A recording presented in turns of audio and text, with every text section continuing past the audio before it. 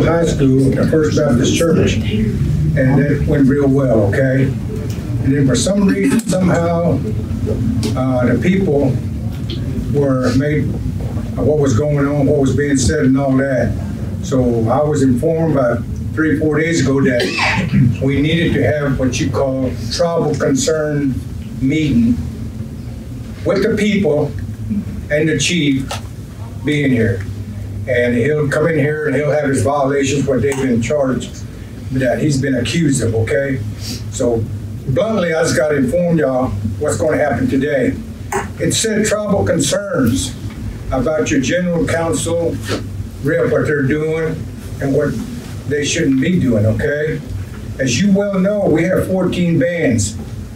We're going to have to eliminate 2 bands, okay? That's the Freedman Band. They really had no say-so, had input. The only thing would be that they might have a vote on it, okay? And that could hurt us too. But normally they don't say anything. They don't bring up a resolution. It's not putting them down or anything, okay? They're part of our Seminole Nation Tribal Council. So we're talking about 12 bands, all right? And we're talking about 24 council representatives. We have 28 total in Seminole Nation. As you well know, I want to tell y'all something, and y'all listen very carefully now. About a little over a year ago, there was a special election for a chief, okay? Chief Chilcoat, he won all 5 polls during the election. He beat our previous chief, which was Leonard Harjo. He didn't get 1 poll. We're talking about a little over 17,000 tribal members that we have in Seminole Nation. So when you think about it, when he took all those 5 polls, what did that mean? That people wanted him to be our chief and to lead us in the right path for the good of the people, okay? As of right now, where we stand is this. We have 1 council representative from Norcup Harjo. He's been what you call a thorn to our side. I'm not going to call him any kind of names, put him down there or anything. 1 general council rep has steered this up, along with 5 of his cronies. Cronies mean followers, okay? 3 guys and 3 ladies from the council rep. But he's the one that started off, and he has trying to influence others to go ahead and remove and impeach the chief. Chief's only been here a little over a year on a 4-year term that he's supposed to do, okay? When you think about over 1,000 people voted for him, how can 1 person stir up a big ruckus and try to get him removed and impeached? It's impossible. No way. If you go to your bands, okay? And what we're going to talk about today is Chief's going to be telling you all about things going on, etc. But keep in mind, things have begun to change ever since Chief Chilcoat came in. A lot of these followers from the last chief, they're still upset, they're still angry, they want him back so they can get away with a lot of things by not coming to work, taking off when they get ready, and not moving the nation forward like we're doing today. Some of y'all people probably think that it's wrong for what he's doing, which is true. Some of y'all want the chief to be removed, okay? You got to keep in mind, people, Chief came for one reason. The people wanted him, and he's here, and we're going to move forward. Things that happened in the past 20 years pertaining to 4 chiefs. Okay, 1 did 8 years, 1 did 4, and the other one did 8, okay? So all total, you get around 20 years. We've never moved forward, okay? We've been stuck, y'all know it, we know it. And things that happened recently that I'm going to kind of brief y'all and tell y'all, and then Chief can come up here and y'all can question him and all that. As you well know, we bought Griswold Mansion back in 11th of June of year 2012, okay? It cost us $1,400,000 plus other money that we had to use in order to come out with like $1.5 million. Y'all can come in, and there's no chairs. Y'all are Indians. Y'all can sit down on the floor. EOSC, I'm just saying. EOSC, and I'm joking, right? But keep in mind, we got that loan from what you call CPN, that's Citizens of Potawatomi Nation, all right? We got that, and what was said at that time was the 4 ladies that were totally involved in purchasing that building said that it was going to bring business in. And half of the council representatives that sat on the board fell for that. I myself said, no, it's not going to bring us money. We don't need to purchase it, but I got beaten out, so that's no big thing. Anyway, we purchased that. Later on, as time went on, money was not being made. We got close to what you call a balloon payment. Balloon payment is you got to pay or you're going to lose it. So we wound up getting a loan on top of another loan and paid it out. So we kept it. They went to LLC, and they got their own people working there. They had their own checkbook. It didn't say Seminole Nation or nothing, okay? But anyway, as time went on, there's a lot to say, so I'm going to make it kind of short. A month and a half ago, I put in a resolution to go ahead and try to sell that Grisso mansion. And unfortunately, the good Lord up above knew where I was at, what the people needed. And we got 16 yes, 12 no to sell the Grisso. And unfortunately, we got approved to sell it. So y'all probably saw the paper about a week and a half ago on a Wednesday paper, okay? It's got a picture of it. We're gonna be selling that. But right now, as it stands, if we kept the Grisso, we're gonna owe like $8 million, okay? To pay off everything and owning that building. We don't have that kind of money, okay?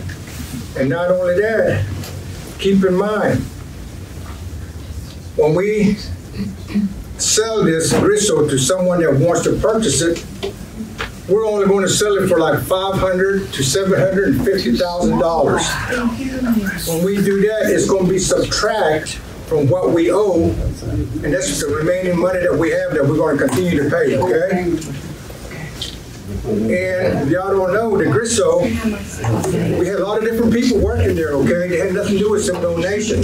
However, when you look at the resolution on that, the nation holds the title. By 2015, the year 2015, Assistant Chief at that time stated that they had a surplus. Surplus of selling things, okay? Because about 3-4 weeks ago, we had an inventory of everything in the Grisso mansion. When you buy something like that, everything that is in there is supposed to stay there. However, somebody took it upon themselves to start selling things. We had an inventory, we come up with 41 items missing out of the Grisso. And the lady, the assistant chief said, no, it was surplus. That's where a lot of stuff went. However, it didn't. We double checked with the inventory from the procurement office, and it had nothing to do with surplus, okay? One big item that stands out is that there was a riding lawnmower called Zero Turn. It was a red one, cost $9,500 with tax and all. It cost over $10,000. It's still missing, okay? It's gone. And then another thing, there was a Frigidaire ice box, a big one. That was missing too. About a week and a half ago, we found that ice box across the street from the hospital called JOM, Johnson O'Malley, okay? The young man that works there admitted, yes, it was given to him by this other lady that worked at the Grisso. When you read your Seminole Nation handbook, any items are not supposed to be given away because you are not the owner. The nation owns it, okay? They overlooked that. And a lot of pictures are missing from the wall. Some of those fancy chairs are missing. And also, there's supposed to have been a line, a statue like that sits on the floor in the game room. It was missing. Found out later, they had a party, and they busted that thing, okay? It's gone. I've never been in Grisso, okay? That's the reason why I'm trying to think, you know? And then top it off, there's a fish pond that was in front of Grisso. They bought some fish. Some Indians would say fishes, which is not right, okay? School of fish that they would call it, but anyway, fish. And it's called Osi. The fish is spelled O-K-I. They start off from $4,000, and you can buy them all the way up to like $3,000, $30,000, okay? And they had over $10,000 worth of those little fish in that little pond. Found out later, at nighttime, there was a man out there with a flashlight, battery operated, inside of a sandwich bag. He had a net. He went night fishing. He took them in, but they're gone. A lot of other things are gone, okay? And now we got a winery sitting out here too. It's supposed to brought grapes and all that. However, it never did. And things like that is going on that Chief will probably get into and tell you more about it. But y'all have to keep in mind, people, as you well know, I hate to bring it up, but I'm going to tell you anyway, okay? You know, I'm all about honesty. Your general counsel rep should be telling y'all what's going on, and a lot of them don't have meetings because they can't have a quorum.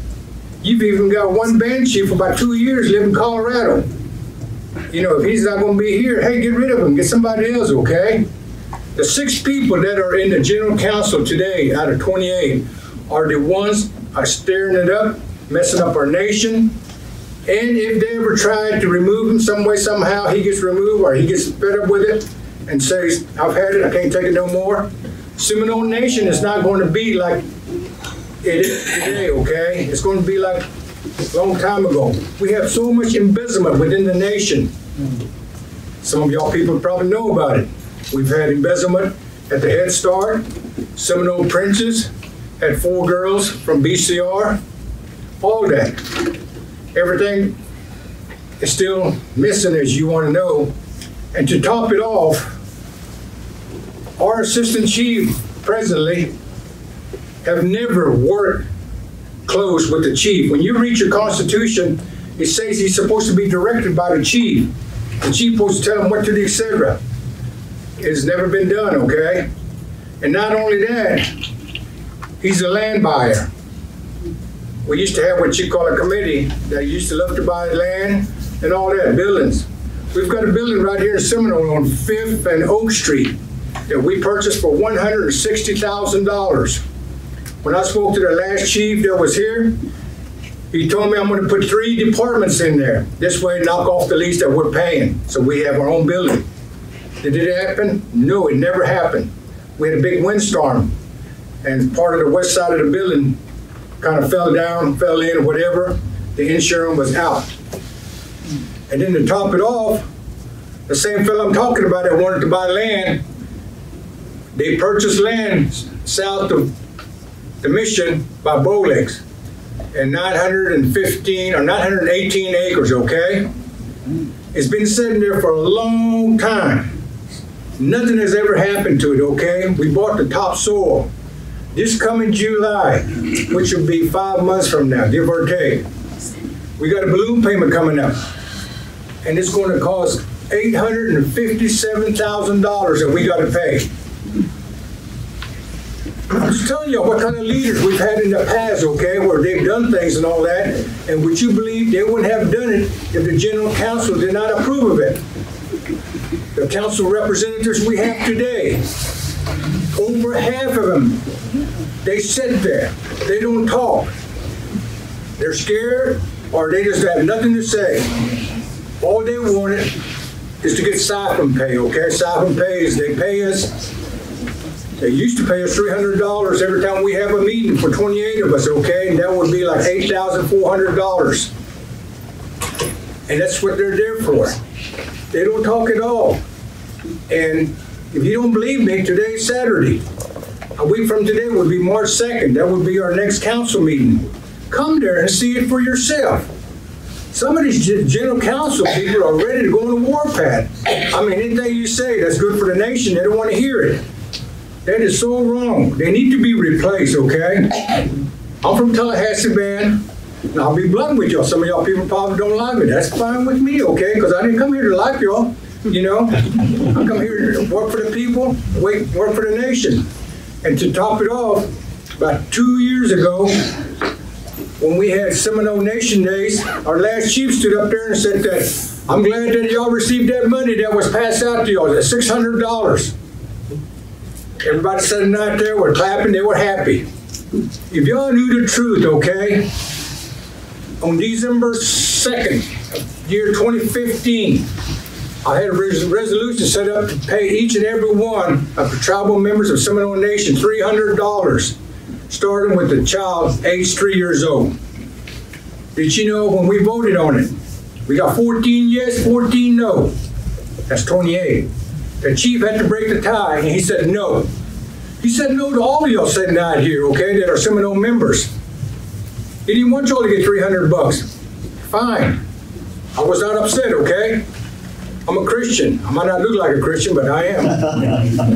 But anyway, I prayed about it and all that. The following month, in January of the year 2016, I resubmitted another resolution.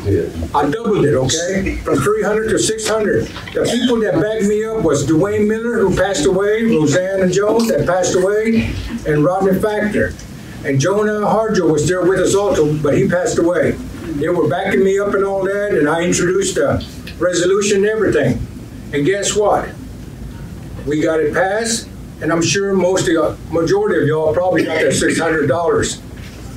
I did, and I just threw it in the bank because, you know, hard times are here. And even one chief that used to be a chief had told my sister passed away, okay, so I cannot bring her back from the grave and let her tell y'all. He told her that your brother, Charlie Hill, wanted to give out that money and all that. We'll never see one penny of it. We'll never get it. Did she know that on Wednesday of March of 2016, when we had to be there at 9 o'clock in the morning to 7 o'clock Friday evening? For an old man, I got a good memory now. Did you know that chief, that used to be a chief that said it?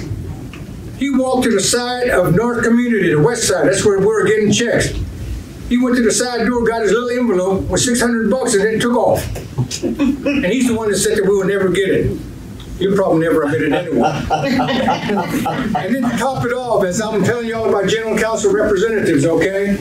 Y'all are the one that put us in there to represent y'all, and we're the voice for y'all, and to work for the people. 2 of our General Council reps that voted no to get that money, did you know that on Tuesday evening, that's before Wednesday now, okay? Wednesday's when we started getting our money at 9 o'clock. Both of those sisters were at the Brahms parking lot. Brahms over here, yeah, right over here, at 7 o'clock in the evening, and our treasurer came and paid them off in 2 separate envelopes. It doesn't work like that, people. Your people come first before you. That's the way our system is today.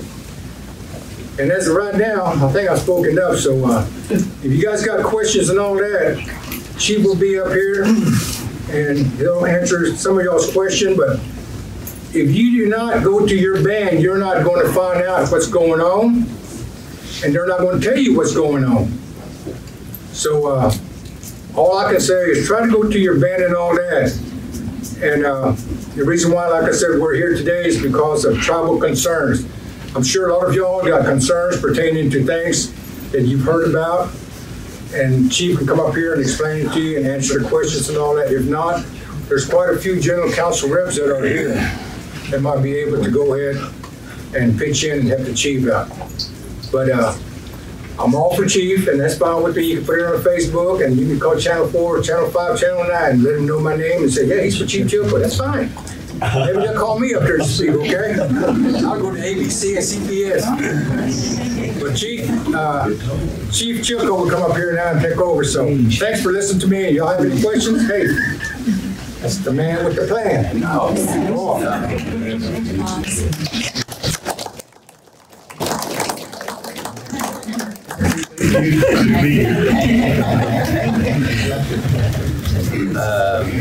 Real quick, I'm not the man with a plan here. But appreciate the comments. Charlie Hill. Appreciate your comments. Appreciate all of y'all. There's some faces here that I've not seen before, and I'm very excited to see that as well, because it needs to be this way. You need to get more involved with the nation. I'm very excited about that. A little bit discouraged, so to speak, that it has to come under these circumstances for something like this to bring you out. but I am very excited about that. I've had several meetings already to discuss the violations, but one of the reasons why we're here today as this group was called Concerned Citizens, because there was a resolution that was brought up on the floor that's going to be on the floor. And the resolution is to start the proceedings of my removal. All right. I don't know about you guys, but that does kind of alarm me. The reason why it alarms me, and I'm going to share this with you, is because in this particular letter that started this motion of removal proceedings, it states in there that the whole general counsel and then all of the people of the Seminole Nation are wanting this process to take place. Well, that is the format for this, and in the format for this resolution being brought on the floor to start the proceedings. And so that's the reason why we're here today, so to speak, because it is on the floor to do that. This first round has to have 15 votes. If it has 15 votes and the resolution is approved, then it will go to the next level. And that next level then is another resolution, and that resolution will be brought on the floor again, just like this one, and it has to have supermajority of 19 votes for me to be removed. Yeah, come on in. Okay. There's 2 more chairs in this. Yeah, there's. I'll get it in the chair.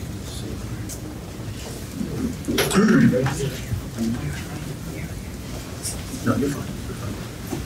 But yes, if this resolution passes, then it will go to the next step, and that will be the next resolution will be on, and that'd be for the removal process. If that 19 were to pass this next after this one, if this 15 passes, then we'll go to the next one, and it'll be 19 votes that we have to get in order to have me removed. And at that junction, if they get 19, then I will be done as the chief, due to the way that it's been laid out. Now there is different scenarios for that in our Constitution, but this is the way that it has been brought to this particular arrangement as a resolution to move forward in that direction. So I've discussed and handed out information to you guys in past. I know there is some new people here. Want to just kind of quickly go over some of the things again so you have an idea. I am going to go before I go into that. I'm going to share something with you that I want y'all to think about real quick, because I'm going to kind of share some numbers with you. Mr. Hill brought it up. Yeah, why don't you come over here and have a seat? Yeah, right here, the baby.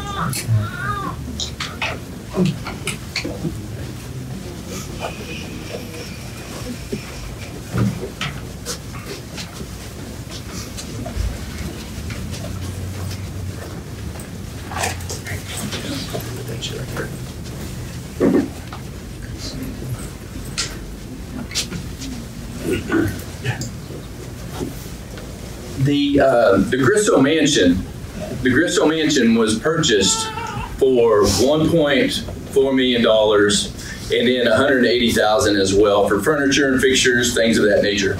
So it brought it to like $1.58 million. Just like Mr. Hill was talking about, the loan was originated through the CPNs, and we'd had that loan for a little while. All right. We'd been able to make payments on it and whatnot to keep it going and everything. There's payments being made on it. Well, we decided to refinance it. All right. Now, mind you, I told you $1.58 million. The problem is here, nothing had been clear. Nothing had been clear with this entity from day one. We didn't have any knowledge about it, no clear audits, no nothing whatsoever in regards to this. All right, hasn't been any accountability. All right, then we refinance it. We allow them to refinance it, and in refinancing it, it surveyed for $1.8 million. All right. So now, not only did we take it from $1.58 million with no money coming in really to speak of to be able to make their payment, because their payment at the time at CPN's was $10,233.22 a month. Now, they were attempting to do some things to try to be able to accommodate that. There's no question about that. But they weren't able to make that difference up. All right. So then what do? We refinance it, and then we add an additional amount on top of that to $1.8 million. So not only did we go in the hole to begin with on a business plan that wasn't really clear on the dynamics of it, then we go and add more money to the total and put ourselves back in the hole even worse. All right. Then in that time frame, then we go and purchase, well, we create another business. The Grissom Mansion creates another business, the Seminole Nation's Vineyard and Winery. All right. They create this business, and then they go and get a loan. All right. They go and get a loan. They hadn't been in business very long, but they go and get a loan for $320,000 through REI. All right. Now, REI is a lending institution. All right. Well, in that, we had to use something as collateral to put up against that, to do business like that. So we put 10 acres of land up for collateral that we paid $110,000 for. All right. Just do the math on the acreage on the 10 acres. All right. And it's in the middle of nowhere, essentially. That's how much we paid for that land. Right now, we bought and paid for that. That was ours. Put it up for collateral on a $320,000 note. All right. Now, we paid it down to $305,000. But if we pay that note off all the way, because now the business can't make its payment to pay the loan off. So somebody has to step in and take care of the note. All right. Or it goes away. But if we pay that note off, we'll have paid $430,000 for 10 acres of land, and maybe the business is going to be good, maybe it won't. But right now, it's in a place where we're having to we have to take care of it. Same way with the Grissom Mansion. Grissom Mansion has a payment on it of over $11,000 a month, closer to $12,000 a month. All right. What we didn't know, and the only reason why we didn't know about this, is that nobody was dealing with the notes at hand. And what I mean by that is that Kyle and I, the only way we knew that there was a problem is REI sent out, they pulled out a suit against the Grissom Mansion because they could not get in contact with anybody at the Seminole Nation Vineyard and Winery to handle the loan. So that came to our table. All right. Now, because of the Grissom Mansion and the refinance, they used Oklahoma State Bank as the lending institution. All right. They were 3-4 months behind on their payments. Nobody had said anything to us. Nobody was informing us about this issue. Well, this institution, then we find out about that. It comes to our table. All right. So now we have to figure out a way, because I've spoken with REI and I've spoken with Oklahoma State Bank. And both those institutions have not been able to have any contact with the individuals necessary to give them any kind of report, any kind of discussion. And so now it was on my table and Kyle's. And so we're trying to rectify that and trying to work around whatever we need to get done. Mr. Hill's resolution to sell the Grisso, yes, it passed. So now we're going to have to work to pass or to sell the Grisso. But in the meantime, the nation is now, because we're the guarantor on the Grisso's loan. And so now the nation is responsible for trying to pay for that. All right. Now what you don't know here either, just so that you know, when Kyle and I both come in, I come in first and then Kyle come in behind. What you don't know is how bad a shape our financials were in and how we couldn't make payments on a regular basis. We'd have to hold a check, have to hold a check, have to hold a check, have to hold a check before, so we could get money in to be able to make a payment, to pay anything off. And that continued for the time period in which I was first in until Kyle was able to come in, and then we were able to make some adjustments. But when we make those adjustments, we get hammered. We got seriously hammered for making those adjustments to help free up money so Kyle could make those payments and make other moves that would help us free up so that we'd have enough cash flow to meet the needs of the Seminole Nation of Oklahoma. And this stuff here, really, I'm going to tell you, I'm going to go to one right here because they really want to lay down on this. And they really want to say something about all this stuff. This is it in a nutshell. I come in with a $296,000 fine. Nobody talks about that. How did he get to $296,000 fine? They all want to say how bad we do what we're doing. We walked into a problematic scenario that was going on way before us. It's true. All right. Not only that, I come in 2 weeks, 3 weeks after that, I've got this coming down on our heads of how to deal with $296,000.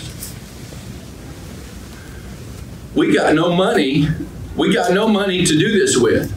So how do we get this paid back? Because the BIA sat down with us. They did an exit interview, sat down with us. Heck for it, no kidding, I am new. I mean, I've never been chief before. So I'm sitting down, I'm trying to figure out how to handle this. And then we get it worked out, and we have to work to get it paid off. All right? So that you know this, we'll have another one again. We'll have another fine coming back to us again. Because that was in 2016, we'll have another one in 2017. Because that same operation, that same way of operating was going on in 2017 that we had to deal with when we come in the latter part of 2017. All right? When I come in at 2017 in September, all right, we had a controller in position for a certain period of time. And then she went on, she left and went on. All right? We had some other staff changes throughout that time period. I brought another controller in. All right, in that time frame when I brought that other controller in, we have an audit deadline of 6:30. We have an audit deadline of 6:30. All right, that individual was employed with us for a certain period of time during that time frame, up to when the 6:30 deadline come in. Then she resigned. All right, so we didn't have our audit preparation completed. All right, so then we were behind the 8 ball, and then it became a violation, a Sanction 1 violation with the BIA. All right, so what that says when you say Sanction 1, it's just it's the very beginnings of other sanctions that can be really, can be really harmful. But in that time frame, we were able to bring somebody in. We brought an accounting firm in named Red Oak to help us get through the 2017 audit. And they were able to do that. We got that sent in. We got that handled and taken care of. And they're working on now the 2018 audit because that's coming due 6/30/2018. We've got to get that done, get that handled. So we're working on that right now. But that's one of the biggest problems that I have with all these other items that we have on here. That's, to me, is the biggest one because it affects the accountability of how we operate. And I want it to get to where we can operate and function properly. Because we clearly have not. Or I wouldn't have come into a $296,000 fine, not being able to make payments, and then holding checks, and then you make your payments. That's not how you operate. But that's what we're trying to correct. And I will give kudos to Mr. Cootie. He's worked very hard, very diligent, and I've said this before, to help the nation move forward.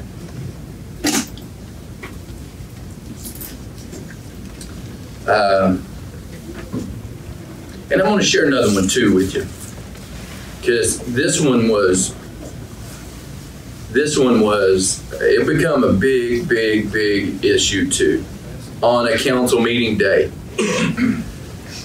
And to be frank with you, I would do it again. If it happened just the exact same way, I would do it again. And the reason I say this is that I'm going to go back to our past Attorney General. He charged us $540,000 one year, $560,000 one year, $640,000 another year. All right. Now, and I'm sharing this with you because what we paid him, we don't have the capabilities. We can't take care of the payment out of the Justice Department, which has been established for, which we have codes to follow. All right. That doesn't go into play. That's not valued because we have a Title II Attorney General code. But we can't afford $530,000, $540,000, and then $640,000 out of that. We can't, because that's not what the budget states. So we have to pay that realm somewhere else. All right, so when we had a council meeting, and at this council meeting, the last council meeting before another council meeting that we had, the Attorney General wasn't extended. His contract was not extended to the next council meeting. All right. So we were fixing to get prepared for another council meeting, and I see an email come out that states that his last day is going to be at that next council meeting. Well, his deadline for his contract was about 4 days, ended about 4 days before that last council meeting. All right. So he was done. He was no longer our Attorney General based on his contract. So when I saw that email, I sent out an email letting him know that he was no longer our Attorney General and that he really didn't need to be at our General Council meeting. Well, I was prepared thinking that ain't going to happen because I know exactly what's going to take place. Because I know that despite the fact that he's no longer our Attorney General, they're going to bring him up and want him to be our Attorney General. But he wasn't. But it was okay, nonetheless, if I didn't do anything that he said as our Attorney General when by contractual agreement, he was no longer our Attorney General. But it would have been okay. See? That's not okay. Because we can't afford him anyway. All right, so I wouldn't let him in. I had the light horse, and they did their job. They kept him outside. But in the time frame when we do meetings, when we have meetings, all right, our meeting is supposed to start at 10 o'clock. That's when the roll call is supposed to be taken immediately at 10 o'clock. Well, at 10 o'clock, I wasn't able to call that meeting because we were in discussion about the Attorney General. And so we were in discussion for roughly 30 minutes, I'd say a little bit longer than 30 minutes. The second roll call meeting, or the second roll call is at 10:30. All right, if we don't have a quorum for the first one. So at 10:30, we're standing up there in front of me, and I'm sitting there, and some discussions are going on. I don't know how many of them got up, not really, I really couldn't tell you how many of them got up, but many of them got up and went to the back and stood at the back. Well, technically speaking, we weren't in a meeting per se, and so I really just adjourned the meeting and concluded, but we really weren't into an official meeting at that time. But I went on ahead and concluded the meeting and then left. they said that was a violation of me doing that. Let's see. And that's what that was essentially about.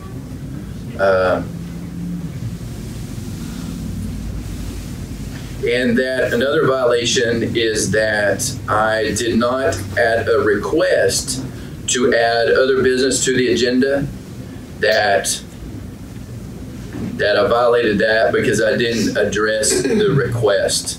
But to really personally, if an item is not on the agenda, it has to be brought up as an emergency and it has to be voted on as an emergency, by the council to do that. And so that one is on there.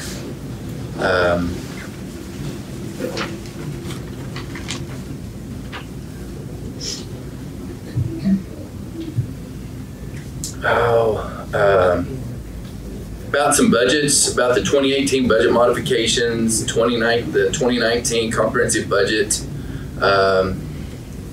Those are, budget mods, they go through the finance committee and are approved, and if there are salaries that are being budgeted or being changed, then that goes to the council, for budget mods, So I'm really not sure where they went with that one, on that one, but the 2019 comprehensive budget for approval, that's one through the finance approves that, then it goes to the council. I don't have any control over that. If it gets on there, it's approved, and it gets on there, then the council would be able to approve the comprehensive budget. Is there any questions? Yes, ma'am, Ms. Cootie. Brad, let the people know that what it cost us to have that opinion done by the KG. Okay, this one here, I don't know exactly where this one come from, but this is where the resolution has been drawn from. But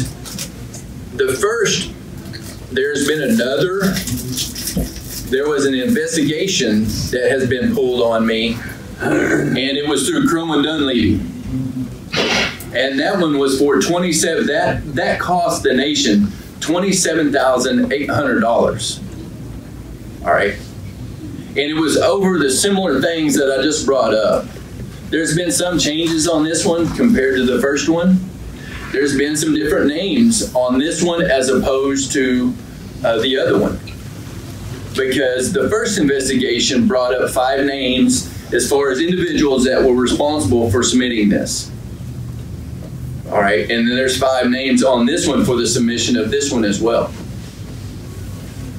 And the first one cost $27,800. I don't know how much this one has cost. If it's not been expensed to us, it's not been drawn up by our current Attorney General. She did not develop this, but I don't know where this come from altogether, other than from Mr. Yahola presenting it to me on the council floor. Mr. Arjo. Yes. Well, I've got something to maybe add to that. Back in 2000, late 2000 or early 2001, we removed Jerry Haney as our chief.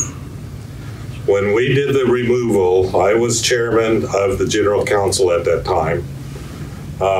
What we had to do, we had to get 15 signatures on a petition to call a special meeting to remove Jerry Haney.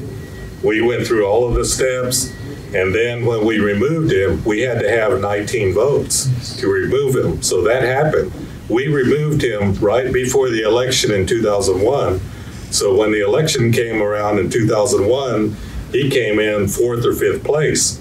What Mr. Yahola is doing, he only had 4 other people with him to sign that petition.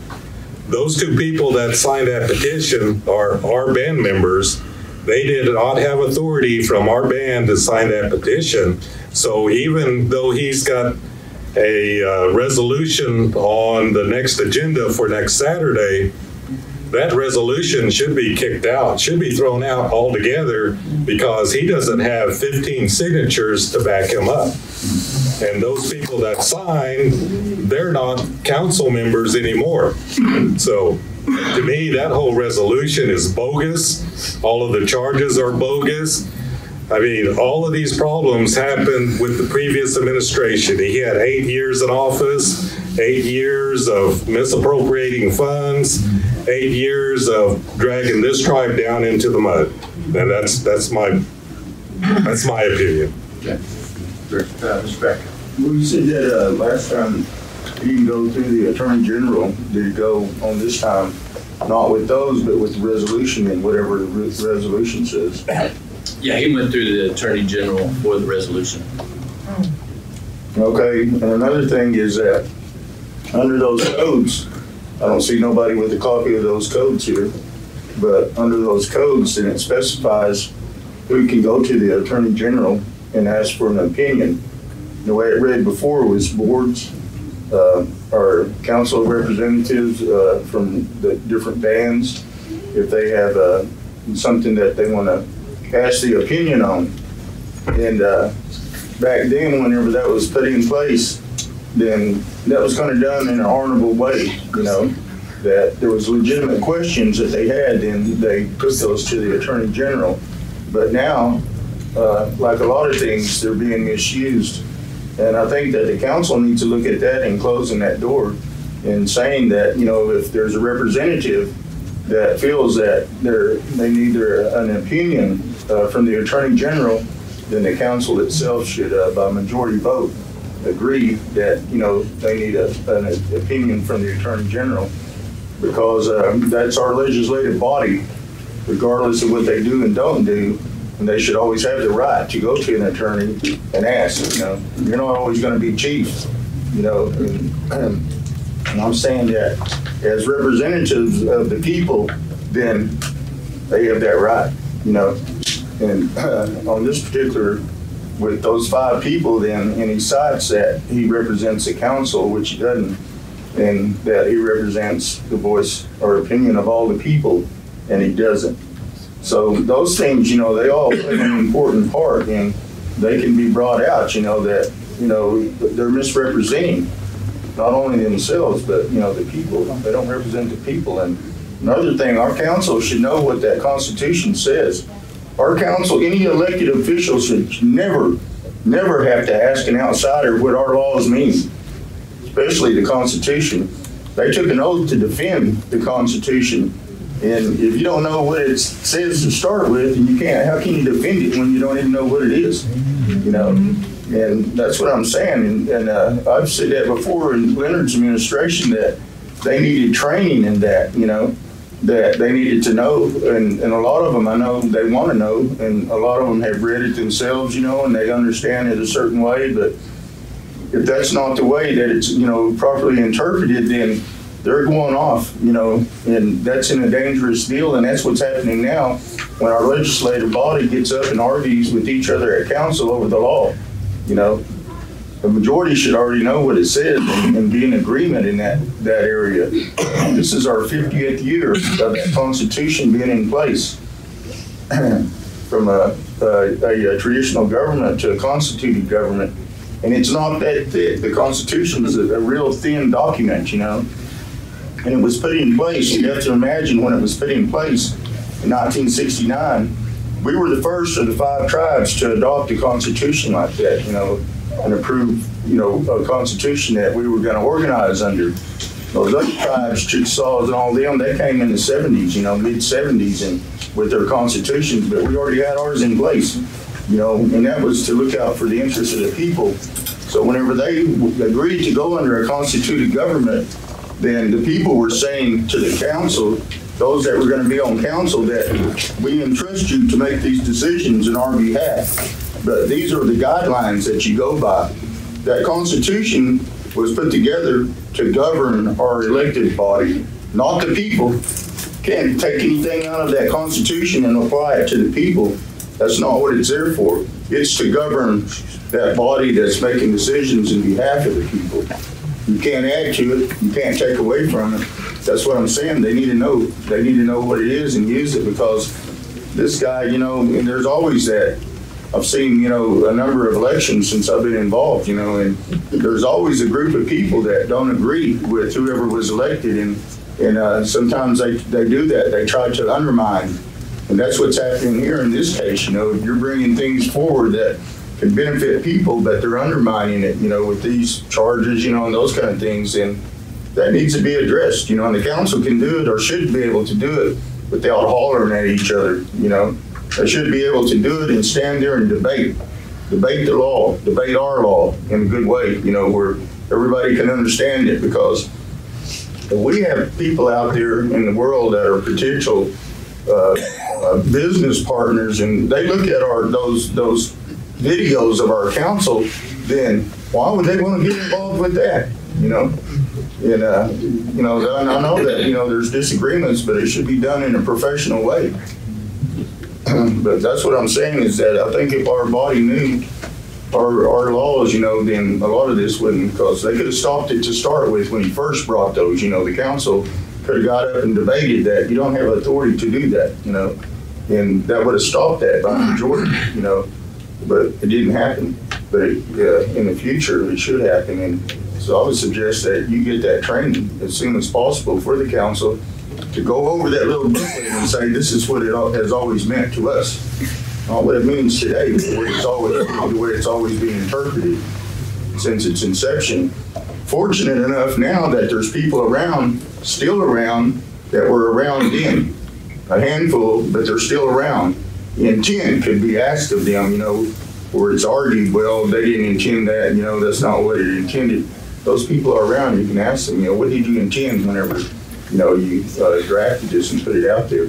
What was the intent? If we had that now, then we would always know, and in the future, for those that's coming up and kind of assume those responsibilities, they would know that. They wouldn't have to argue that. But if we wait too long, then this can go on and on and on, because I've seen it go on. And that's why that one young guy is around, trying to try to get introduced legislation to change our government, and I don't support that. And to me, when the council said that I'll take this oath to defend our Constitution, who's defending it? Somebody's out there trying to undermine our Constitution to change it, but I don't hear nobody standing up and addressing that that's an attack on our Constitution. Another thing that, and I don't know how true this is, maybe you do, or some of the other decision makers of the budget that Trump's came up with, and those programs that he's looking at eliminating, and those programs that he's looking at reducing, that's going to affect us, in a negative way. A lot of our people are going to suffer. Are you aware of that? A lot of our people are going to suffer from that. Of course, that budget is like you submitting a budget to council. The Congress has to approve it or disapprove it, and hopefully that they'll maintain our treaty rights, and those things will continue. But our council, as a governing body, they're the ones that would have to, address some of those things and even write letters with a resolution or something supporting those programs and being able to justify that we need these programs. JOM's one of them, A lot of the others, involve housing, they involve food and nutrition. All of those things are involved in all of those that they're looking at doing away with and cutting. So we need to know that, somebody needs to be monitoring that. But I just wanted to share that. Yes, sir.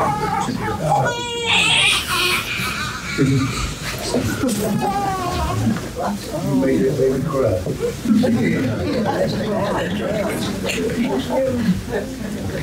So everything that you brought up, which is true and all that, and a lot of things that happened that Chief didn't go over during that last administration was the fact that, as you well know, May, Rodney, and the other three deceased council reps that we had before, we were working on what you call trying to get some more money for the people pertaining to mineral rights.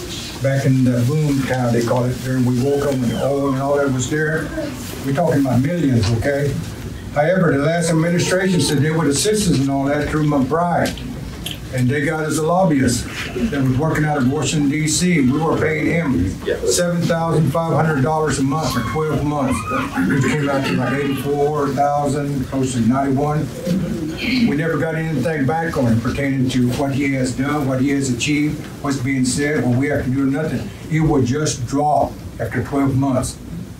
So that's kind of administration that we had before. And not only that, about 4 or 5 years ago, we had back around October, November, we had what you call Ramna, money that came to other tribes and all that. For some reason, our last chief forgot to submit his request in. We had to notify him. He said he forgot to sign it, so he had another form to fill out. He did. And around November 22nd, the money had came in. In December, during our council meeting, we asked him if he had anything to do with the money. Did he hear anything? His answer was no. And I believe we got around $295,000 somewhere in there. No, the Rama settlement, 757,000. What? 757,000. Right, and we never got one penny of it to people, okay? He spent it on paying bills and all that, which he left with still bills that he picked up. My last question is this. The little mob, well, I shouldn't call them mob, the little people that we got, those 5 or 6, whatever they want to be called, what are they seeking? What do they want? The reason why I'm saying that is because I don't foresee a chief or assistant chief right now standing by that would do a good job. If you look in the past and all that, we were all in turmoil, okay? They put us in the hole where we're at today. You try to get us out and all that, and they still don't want to go forward. And how many times have other previous chiefs been in your place right now standing there answering questions? None of them. That's what I'm seeking. What is this young general counsel rep wanting? I mean, if they got other people, which I think, and I'm pretty sure of, are coaching these council reps to do what they're doing now. That's what's going on. And then to top it off, last thing I'll say, it'll probably be out on the Seminole producer, but I haven't seen an Indian producer lately. His name hasn't been on there. That's good. But anyway, what I foresee as an old man and elder, okay, I'm 70-year-old. This chief came along after 20 years of mischief, mismanagement, and everything, okay, 20 years. Today, as we stand here, we see what's going on with him being questioned, being intimidated, interrogated, whatever. Chief, you might not know this, but I'm seeing from the outside, okay?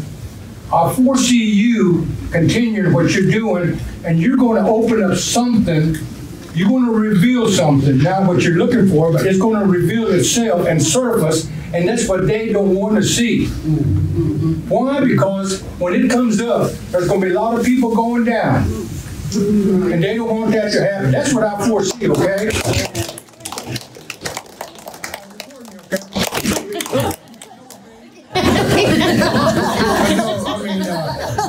When you think about it, okay, in all honesty, realistically, we are so close of seeing things that we haven't seen, that others haven't seen, but they know about it. You call it their whistleblowers and all that, they don't want to do that. So now, since he's continuing to do what he's doing and all that, okay, something's going to happen that it's going to hurt the people, okay? And it's not going to come for you. Are y'all been talking? I'll sit up. Chief, the only thing I'm asking is, what are they seeking? Well, right if now, they should remove you, yeah. What are they seeking? Do they have somebody in mind to be a chief, an assistant chief? well, just by, yeah, well, I mean, it just falls in that line, But yeah, no, they're seeking to remove me. I mean, they want me. I mean, bottom line is that they would like to get me removed. I agree with Mr. Herjo's comments in regards to the process.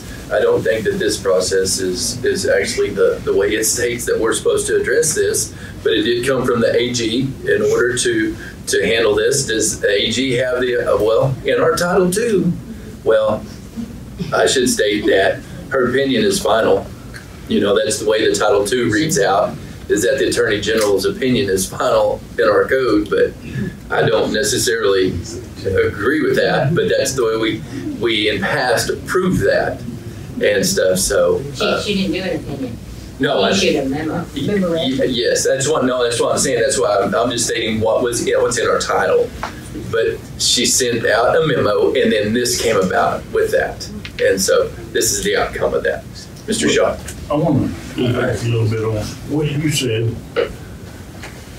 That number 7 on there, that's one that really touches home, because They said he didn't have a meeting, he called a meeting off. There was no quorum. The quorum got up and stood in the back. And they would not come forward. He asked them to come forward. No. It's like little kids. Made me so mad. If I don't get my way, you're not going to have me up there either. You know? That does make me mad. But, you know, that's the reason that wasn't. But quoting the Constitution, our Constitution laid it out like Rodney says. It tells you got to have 15 signatures to call a special call meeting. But I want to ask this question, Chief. Who put that on the agenda for your removal? Who put that resolution on the agenda? I thought, and maybe I'm wrong, but y'all can correct me, that the chief set the agenda. Yeah, it doesn't show up anywhere that I do. No, but it's always, I understand. let's go back to tradition a little bit. I understand. You know, people need to learn a little bit of tradition before they go up there.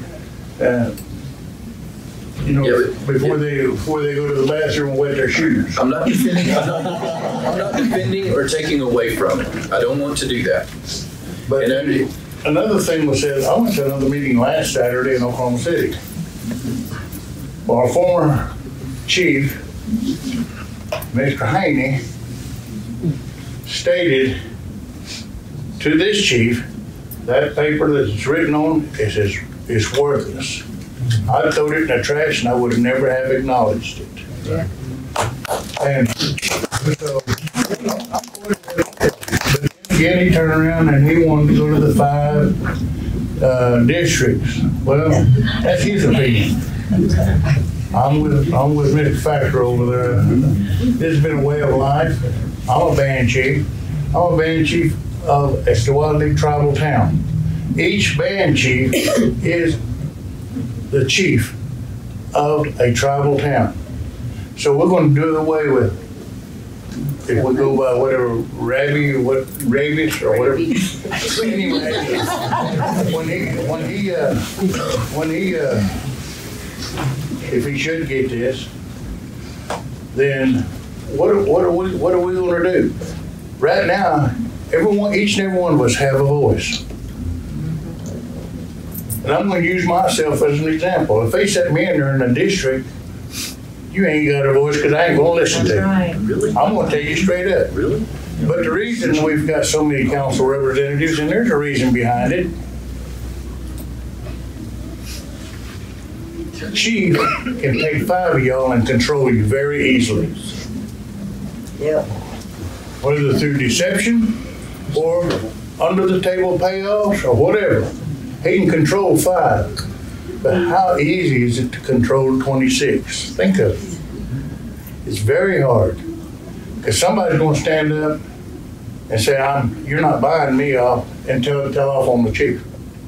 Those are the things that we're looking at. You know, we've got tradition. And I've tried to be humble as I can. But you know, sometimes I'm one of these, I'm from old school, and I've got a heck of a temper, I'll tell you that straight up. And I'm not one that's afraid to exchange words or whatever we got to do. But I would like to know why, like Mr. Hill, why they're doing this, and what are they going to get out of it? Power? It's not power. It's very childish what's going on. And, you know, I hate to say this, but everybody talking, Mr. Yehola gets up and speaks. I'm a Seminole tribal member. But I'm not in his band, but he's speaking for me at that time. And I'm ashamed. I'll just be truthful with you. I'm ashamed of the things that have been transpiring. Miss Lena right there, she's a council rep. When she gets up and speaks, she's also speaking for me. Each one of those council reps were elected to speak for us as a people, as a nation, not as a personal vendetta. I don't like you. I'm going to take my toys and go home. This stuff's got to stop. And you know, that stuff right there is all very frivolous. Now, there were some things added to this, and if you would have seen the original, the first 5 that came out, those charges that they tried to bring, the former Attorney General said this is not against the Constitution. He states in there his opinions that 90% of it is not even worth talking about, is what he said. But this one here doesn't have attorneys, but somebody asked, what's it going to cost? What did it cost us for a resolution already? Because the Attorney General had to write a resolution. She may have just sent down a memorandum, but I guarantee you they will charge us for it. If you look at that memorandum, it's all the general counsel people, but it said to Mr. Thomas Yahola right at the top, and then CC all the other council people. So there we go again, same group. It's costing us more money. And I said this every place I've gone. I'm gonna say $30,000 is what they squandered on us. $27,800, that's $30,000 to me. How many of you have people out there, know people out there who could use that for electric, who could use that for gas, or even go get a rick of wood for them? We're hurting our people. We squandered $30,000 and we could have helped our people. How much more are we going to squander? The other thing, during these meetings, we squander time, I guess you'd say, because we do not. I'm sorry, if I was the chief, Mr. Yahola would have to sit down at least, because he takes more than his 15 minutes or 20 or 30 or an hour, causing chaos, and I don't know why. We've got an assistant chief that's supposed to be helping our chief, advising our chief, because he's been there, he knows. I'm wondering why he doesn't say, hey, chief, stop this, or that's not right, because this is the way it's done in the past. He knows. He's been around a long time. I was only around a few days longer than him, I think. But Rodney's right. There are people who were here when that Constitution was written. Some had part in it. Some know the meanings of it. And so it's not written with a special intent. It doesn't say the intent. But some people were sitting there when they said, we don't want this to happen. He's right. That Constitution is for the General Counsel and our administration to protect their own in there. If one of the council representatives messes up and makes the rest of them look bad, they can get together and remove that council representative with 19 votes. Now I know that you follow ban, I've seen it, and we talked about it. That's their band business. True. Between all of us, you do what you do in your band. Somebody said, well, they're elected officials. I'm not going to dispute that. They are elected officials. How many of you in here are not you follow? Okay. Did y'all get to vote on you follow band representatives when the election came around? No. The chief and the assistant chief are the only two that are seated by a plurality of votes from the people of the Seminole Nation. They're the only ones that everybody gets to vote for. So, what is it? It's not my business to go stick my nose in you follow the band's business. They do what they want to do. Now, if I want to go out there and I already heard that one of them has said, I'm going to fight. Well, that's fine. You don't have to fight. Last time I tried talking to that person, I shouted at him. I like a little kid. And, you know, I can scream and shout just as loud as anybody, but, you know, this is getting too childish. So I want to stop there, but I want to thank you for the time. That's my opinion. All I have to say is, out of all the meetings that I've gone to, this just really elevates me. He's cost the tribe and you, all one of us, time, money, and emotional stress. Mm-hmm. I'm done with it. And hopefully something will be done about it. But this is all unnecessary. And for this, it costs so much money, and it's still costing us money, each one of us. And it's just too overwhelming to know that this person is getting away with doing this much to our people, our children. We get everyone spending time with them. The $28,000 went to their better education. You know, and I just wanted to kind of put that out there for you. Well, and I want to add to your deal, because then I'm going to add to Mr. Factor's comments, because Clifford just showed me something, and now we're going to play this out a little bit. We're going to play it out in the future just real quick. One, you said 27,800. Grisso's been put up for sale. All right. Now they put a resolution on the floor to pay $60,000 quarterly payment. To what? We don't know really exactly altogether where on this, because it was just kind of humdrum out of the clear blue sky. All right. Now there was enough of council reps to pass that on a verbal, on the fly, because they asked them, how you going to pull this out? Well, this is what we did for Sindoc the last time, so this sounds good. All right. Problem is, you have no idea how that's going to affect the budget, but you think you do because you're qualified to sit there. And you know what the budget's going to be. They don't know what the budget is. They don't know how hard it is, but they're going to pretend that they do, because that's what you do. All right, and then you throw something out there. Now, Mr. Factor's comment that he brought up just a little while ago about Trump, Mr. Harjo right here just brought it to my attention that, yes, the $60,000 quarterly payment, that comes up. No, we're already going to feel the effects. They don't understand this. They think that we can pull money out of a drop of a hat and just pull it from everywhere. Well, if you have to make adjustments along the way to keep your balanced budget. But we don't ever have a balanced budget. Now, mind you, now I'm going to take that back, because now all of a sudden when we go forward with this, we're going to have a balanced budget.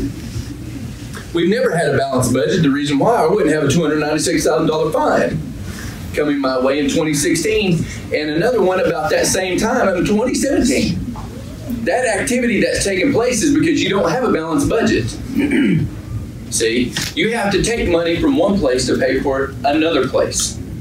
That's not a balanced budget. That's not understanding how to operate your budget at all. But that we say we do, and that's what we tell everybody.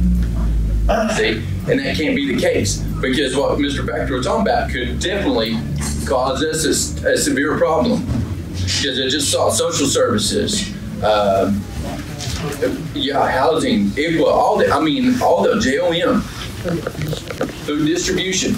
I kid you not, that passing that bill, that 60,000, you have no idea how that could possibly run and affect how we move forward. And that right there, it can change the dynamics of how we operate. Already, how we operate now, it has changed because we've had to adjust. And we're going to have to adjust more with this $60,000 quarterly payment. When I made the comment about OSB and REI, all right, one of the representatives that represented that vineyard, the board member, the last day we had 4 months behind on payments. We find out about it. There's people that are around me that already know about this.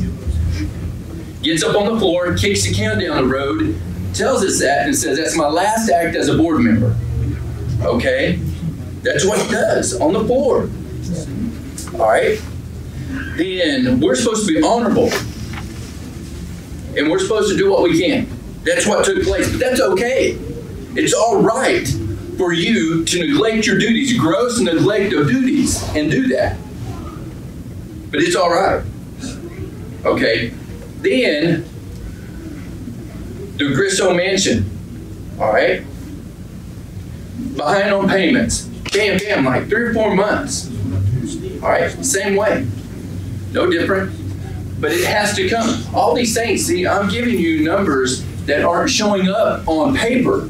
But you're talking about numbers that can create a problem. Because one, Grisso Mansion. For you that don't understand, we have no liability insurance on it. We haven't had insurance on that building. Not liability insurance. We have not had property insurance on that building for a while. had a pool back there in the back that still had water in it when it was shut down. What if somebody fell in that? Sovereignty comes with a price. If somebody was to get hurt, it's going to cost us some money to defend our sovereignty. Things like that you don't know about. You don't hear about. Nobody tells you that stuff. But everything's going good. It's not. It's not going good. It's still not going good. To answer your question, yes, it is. It is bothersome. It's a waste. But see, people want to hear what's going on. You know why they want to hear what's going on? Because they can go tell somebody else what's going on. No, really, what's going on is that we don't really know what's going on. That's the bottom line. So you want to tell them about the Grisso, like Chief said, on the 28th of September of 2018, that's when our insurance went out, period. There should be no one up there working. They have people up there working, okay? And to top it off, the winery, which is down the road a little bit, it expired on 22nd of May of 2018, insurance and everything. They still got 2 people working out there right now. And what happened to all the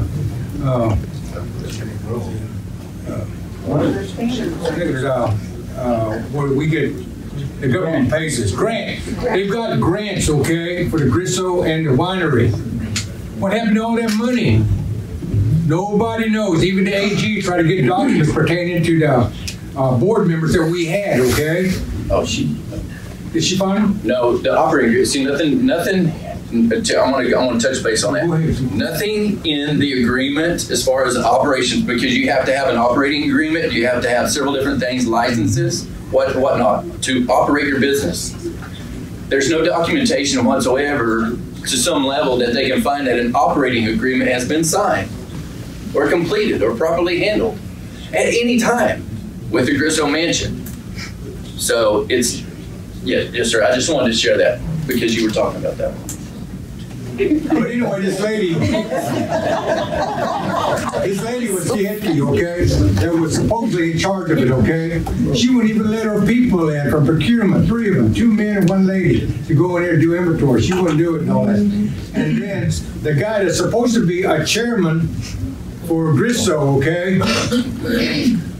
Just come on down there and we go. I don't care. Sterling Springer, the chairman. He called the police on our people saying that they're breaking in. And they were trespassing. The light horseman came. The light horseman said, hey, this is our property, and they were our employees and all that. So some of the police had turned around and leave and all that. And he's never came to our council meetings that we've had for him to discuss the budget, where they stand, how many employees they got, blah, blah, blah. He came last 2 weeks ago, the chief up in Oklahoma City. You were there. He came there with his grandpa last week. Yeah. He knew where he was. Oh, he knew where he was at, but he didn't have no documents to prove it. And that's as I'm up. Last thing is, Chief here, I've told him before, but sometime he's got a plate load, okay? The other 3 chiefs that we have had in the past, they've always got an executive staff working for them. I don't want to say like a little puppet or anything, but somebody to go out and check on this, check on that and all. He's been wanting one for a long time, 3 of them at least. But anyway, to this day, he's still by himself. There's things going on around him that he can't go out there and check and see, like the Head Start, like the Grisso winery and all that. He needs somebody, 1 or 2, at the most 3, but if we can work with 2, fine, if not 1, but he needs somebody to work with him in the executive staff to help him and be there for him, because he's always on the road, but he's not out just driving around eating a piece of that Mazio pizza, okay?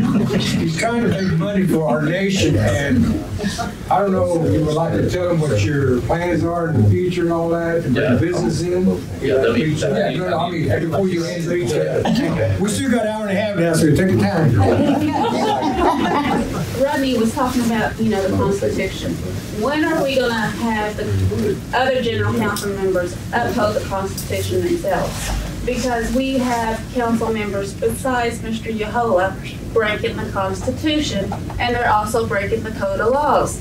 Title 6, Section 152. Reflect.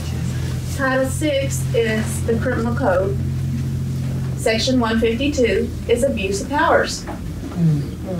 Agreed on that. We're moving. Why can't we? Can, I mean, it's, well, I mean, but it goes back to the 19. It goes back to that 19 in regards to. That right there, you can charge them in that criminal in court. It doesn't have to come to the council because of the gross neglect. Coming to gross neglect. Yes. I know I'm a representative for the Hitchity Band, but today I come as for myself. I've seen the allegations. For one, when I read it, it says, "We, the General Counsel of the Seminole Nation." I was never asked, I was never approached, I was never talked to. This was not something that they were open to me. This was not information that was given to anybody that I know. Two, they violated my rights as a member of Seminole Nation. When they say we represent the Seminole Nation of Oklahoma, like the chief said earlier. I'm very upset. And what I would like to know, because there's not just me, but there's several that are upset. I want to know too, what are we going to do about these representatives? What action or plan do we have? Like Rodney said, and I believe it, and like Wayne said, we've got to put a stop to it or it's going to continue. And it's going to keep on and on and on. If it continues to go on, we need to either bring them up against charges. I mean, they have said the chief has violated our Constitution, but what are they doing? What are they doing? When Mr. Yahola presented that letter of impeachment to the chief, according to the memorandum that the AG sent out, she recommended they do it by mail, and it had to be signed for, or it could be hand delivered with a copy. But when it's hand delivered, the chief has to sign for it. He did not sign for it.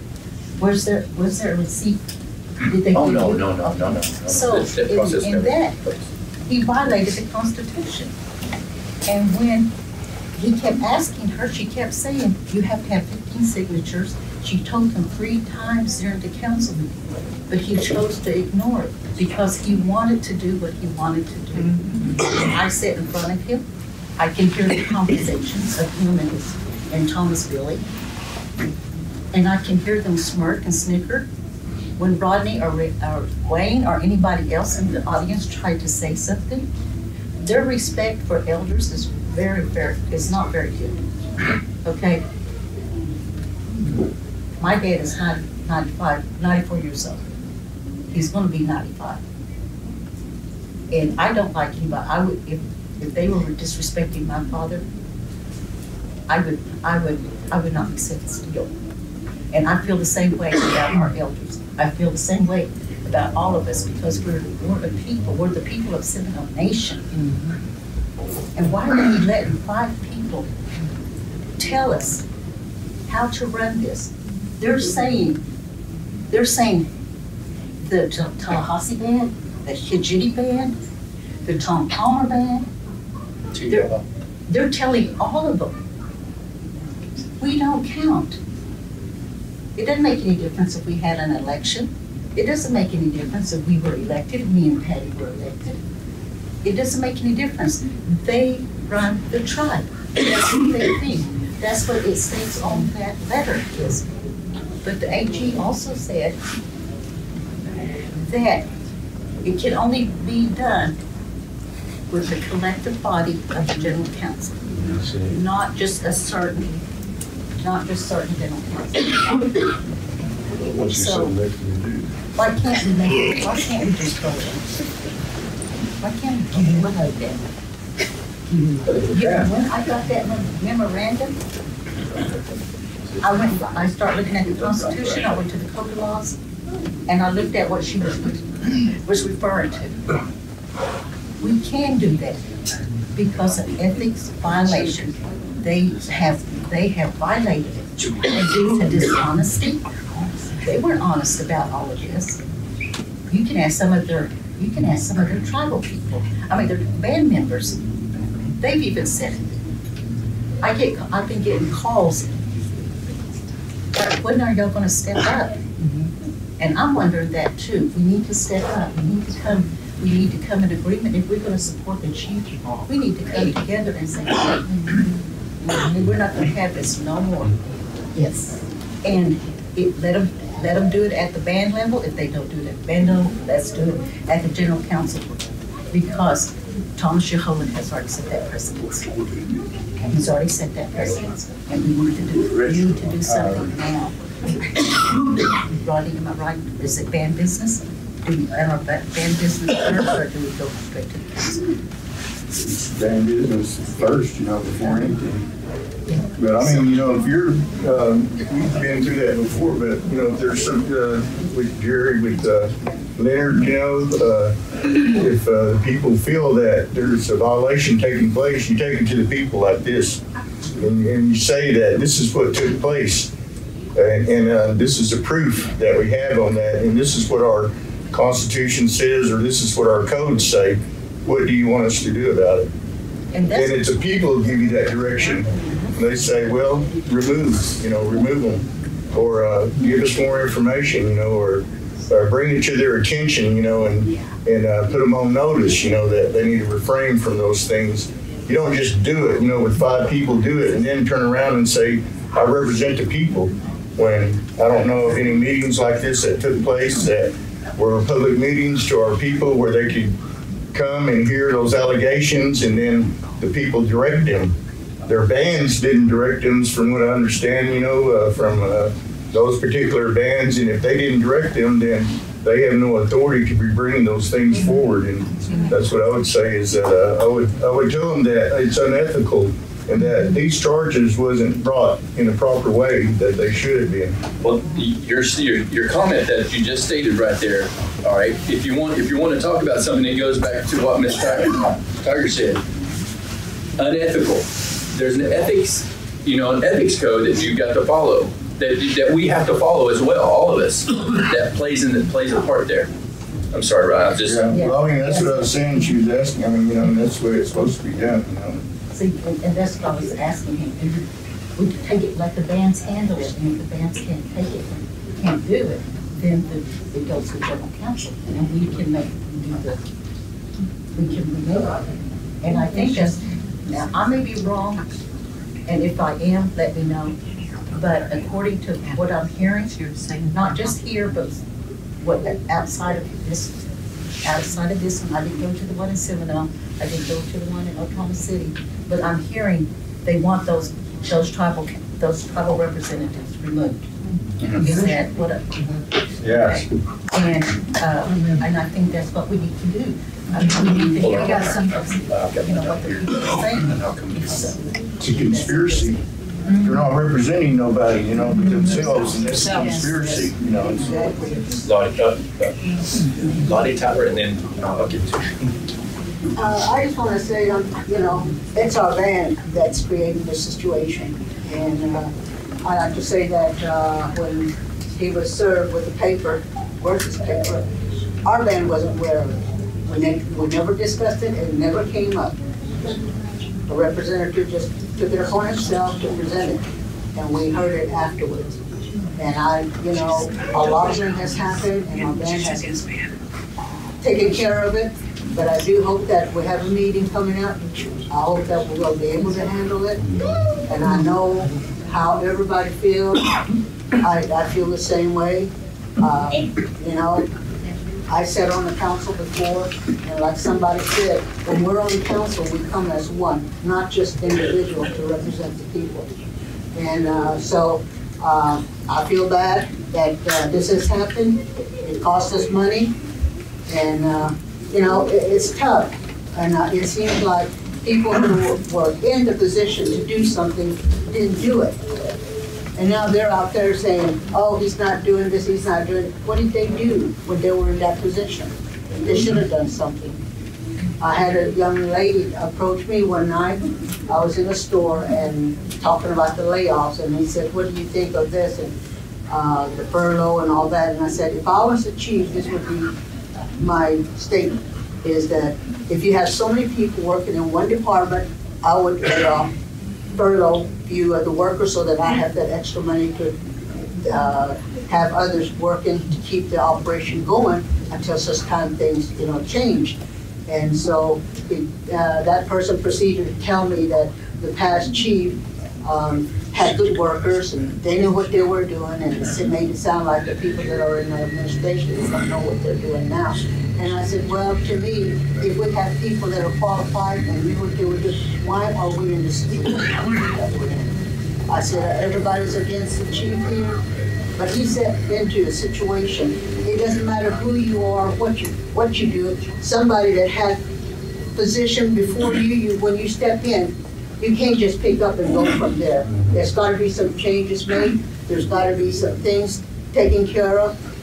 But on the outside, people are looking and thinking that you're going to perform a miracle and move forward. But it doesn't work that way. And we have a business. Our tribe is business.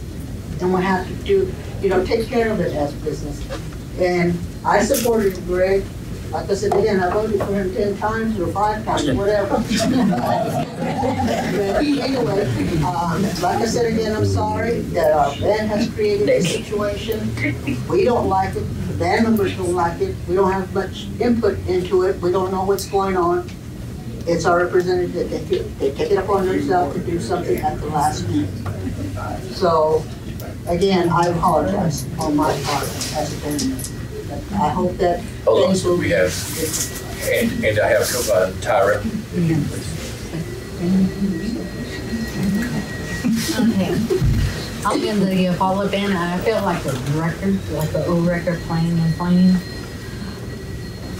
We removed our band members, our representatives, because they sit there, and when we had meeting, they canceled the meeting day before. Then they show up at the council house and they vote the way they want to vote. She said she got in a bad car wreck. She couldn't have a meeting the day that we were supposed to have it. The next day she show up and vote. Not only that, she canceled a meeting for when all my sister and them came in and we were going to vote them in, or not in. They changed it. Like 3 days before they're going to have the meeting, they changed the date.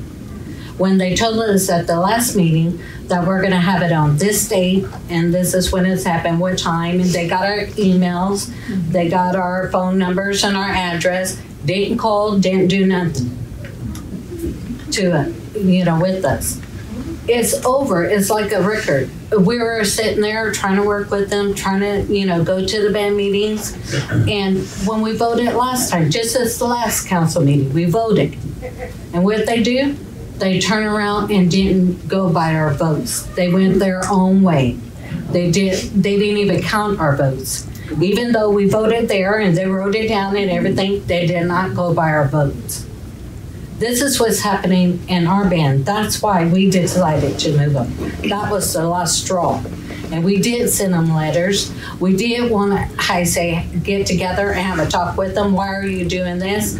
And they decided not to show up twice. Twice they didn't show up. So what are we supposed to do? The only thing we could do is remove them. There again, first time he says, well, let me talk to the council house about this. When we rescind our bylaws, well, I have to go talk to the council people. The council people are not the band people. That's not our band. And then the last meeting, he says, well, I need to get with the Attorney General and talk about this. The Attorney General is not our band. So that's why I wish, everybody, especially the council people, would stand beside us and with us on this. We don't want to do this because, we're against them. No, I don't know, me personally, I wouldn't be a representative. I don't want to sit up there, but I would like my vote to count. And that's not what's happening. And that's why we decided that's it. It's time after time after time. It's not one time, it's not 2 times, it's not 3 times. It's multiple times it has happened. I hope y'all stand with us. Well, Chief, what's their status right now? I think they had a meeting today.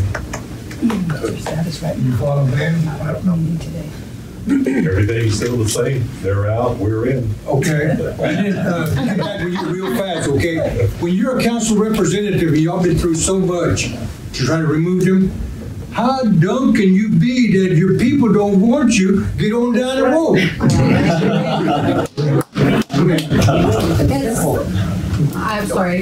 I'm sorry, right? But that's because it's those 5 cliques, those 5 people. 2 of them on that 5 people is our people. There was actually 5 and 6, depending on how you want to look at it. Yes, ma'am. My name is CJ Cully. I moved here a couple years ago from Florida. I'm enrolled Seminole Nation, have been since I was born. This is my dad, Tom Jones. Don't tell nobody.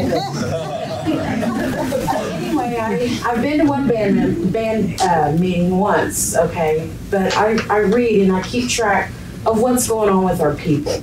I love Seminole Nation. I see us today coming together, and all I hear and all I read is negativity. But when I came in this room today, I see everybody here for you, and I know you're making a difference. And the only thing I hear is 5 or 6 people not. So what do we do to go forward to make our nation work? You're helping. You are doing what you're supposed to do. But the people that's holding us back are those 5 or 6 people. We're 17,000 people. Is that what somebody said earlier? Yes. Well, what is 5 people? Let's remove them. Let's get that process moving. And I don't Ms. Cully, understand that. I want to interject something too. Now this goes for all. This goes moving the nation forward as a whole. Right. All right. We have these young individuals here. I'm not being coward, please. These young individuals that are sitting here, and we have Jake as well, Paige. We have young members, young children that need to know and understand. It goes back to Mr. Factor and Miss Factor, Eloise. I mean, all of them been here. Miss Harjo, Clifford, have history. Wayne, have history with this nation. All right. Now, what we need to do is that we need to move this nation, all of us together needs to move this nation in a manner in which it influences these kids, these young ones, to want to stay around and get involved. I agree. To set the foundation so that we have something that we can give them when our time is done. Yes. Because our time is going to be over. But how can we influence and inspire and empower them to be successful? To want to come and do this, want to fight for this, want to look at these avenues that have been laid down here today to help us strengthen ourselves so that we don't have to face this. Because we know what it's about. I do. I understand what it's about, but it's okay. But no, good points. Good, because there is a lot to be proud of. Now, and I'm not even I'm going to share something with you because I shared this with a gentleman in Tulsa. All right, I'm not going to. It was just an opportunity that I had to be with the other tribes to be able to sit down and talk with them and engage. But it was about they went into war. And we helped Great Britain in war. Some of the tribes, partnered with them to go in and serve war. That's all. That was all fine and good. I'm okay with that. I don't have a problem discussing that. But what I wanted him to really understand, is that there's a lot of people that we don't in this room. We don't even have any idea the sacrifice that was made. Now we might say we do, but in all actuality, we don't know what was sacrificed from ancestors way back. And we say we fight and we do all that stuff. No. We never lived like them, not one day in our lives. But we have the privilege to carry that on and to carry that today and to represent that the best that we can. In whatever manner that is. Whether it be through culture and how we feel about keeping culture moving forward, which I'm very strong about that. I think that's very important. It's not about how we play a political game. Is it? Are you here to play a political game? No, we're not here to play a political game. But that's what's being played right now. Yes. And that's what affects this nation because we think we're smart and we think we're intelligent, that we can do that stuff. Because 5 people, 1, 5, and another 5 put their name down, cost us money. That's playing politics. That's not the history that died for us to be here to be able to communicate this and do this. That's what's most important. But how can we put that value to use to move this nation forward instead of it being a mockery? Because they're making a mockery of who we are and what we're representing. Tyra, in regard to your comment, they do this over and over and over and over and over and over and over again because they're doing that. That's exactly what they're doing. They're making a mockery of your band because they know that they can do that stuff. They've gotten away with it for years. And that's the whole premise of this. And it does have to stop. Jake. So to answer your question about why this keeps going on, I think it's because there's not enough younger people. A lot of people in here are old enough to be my grandmother and grandfather. A lot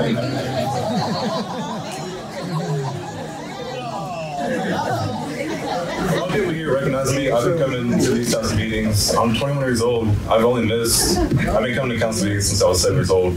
Basically, I'll be standing right here. I'll be about this tall next to Dwayne Miller. He was my mentor. And Rodney, Wayne, Fanny, Kenneth, and Charlie over there. Those are all faces I grew up with. I respect my elders. And there's a really bad shit that's going on with our people, our younger ones my age and younger than me. They've been consumed by that colonization that they don't respect the land, their people, and their history and their culture. And I've been working on saving that through all the way that our youth that actually listens to through social media. So I've been doing that on my Instagram and Facebook and all that, trying to teach people to be proud of their brown skin. And like one of the things too that just outrages me is about the districts. Our older ones before us, back in the 60s, they've been here, they've seen the hardships. The reason why we have most of our meetings here in this area, which I call the Metro, Holdenville, Conemaugh, Seminole, Woka, and Ada, all these kind of places. Yeah, because they knew that community, that we all function better when we're all as a whole, and we know each other. You know, we all have our different bands, but at the end of the day, we're all Seminole, and we're all indigenous. And they set that in stone. They wrote that down a long time ago to have our lands right here. Those districts, most of them, they're from Tulsa, Oklahoma City, whatever, all these big places. They have not, spent a weekend here, going to stomp dances or sweat lodge, or waking up and on a Saturday morning go to council meetings. And those kind of things that our people need to get our youth involved. I know, like I said, a lot of people, they could have brought their kids here, their grandchildren, bring them to here, let them hear what the elders have to say. Because a lot of them are probably just sitting at home watching TV, or just being consumed by that capitalism, that just material things matter, not just the spirituality. And it's crucial to learn why we're here, because our ancestors told us what to do. They tell you don't whistle at night, you're not going to whistle, because they told me that. I never questioned it because they know, or whatever. So it's always good to get our youth involved for the past, so this does not happen again. Hello.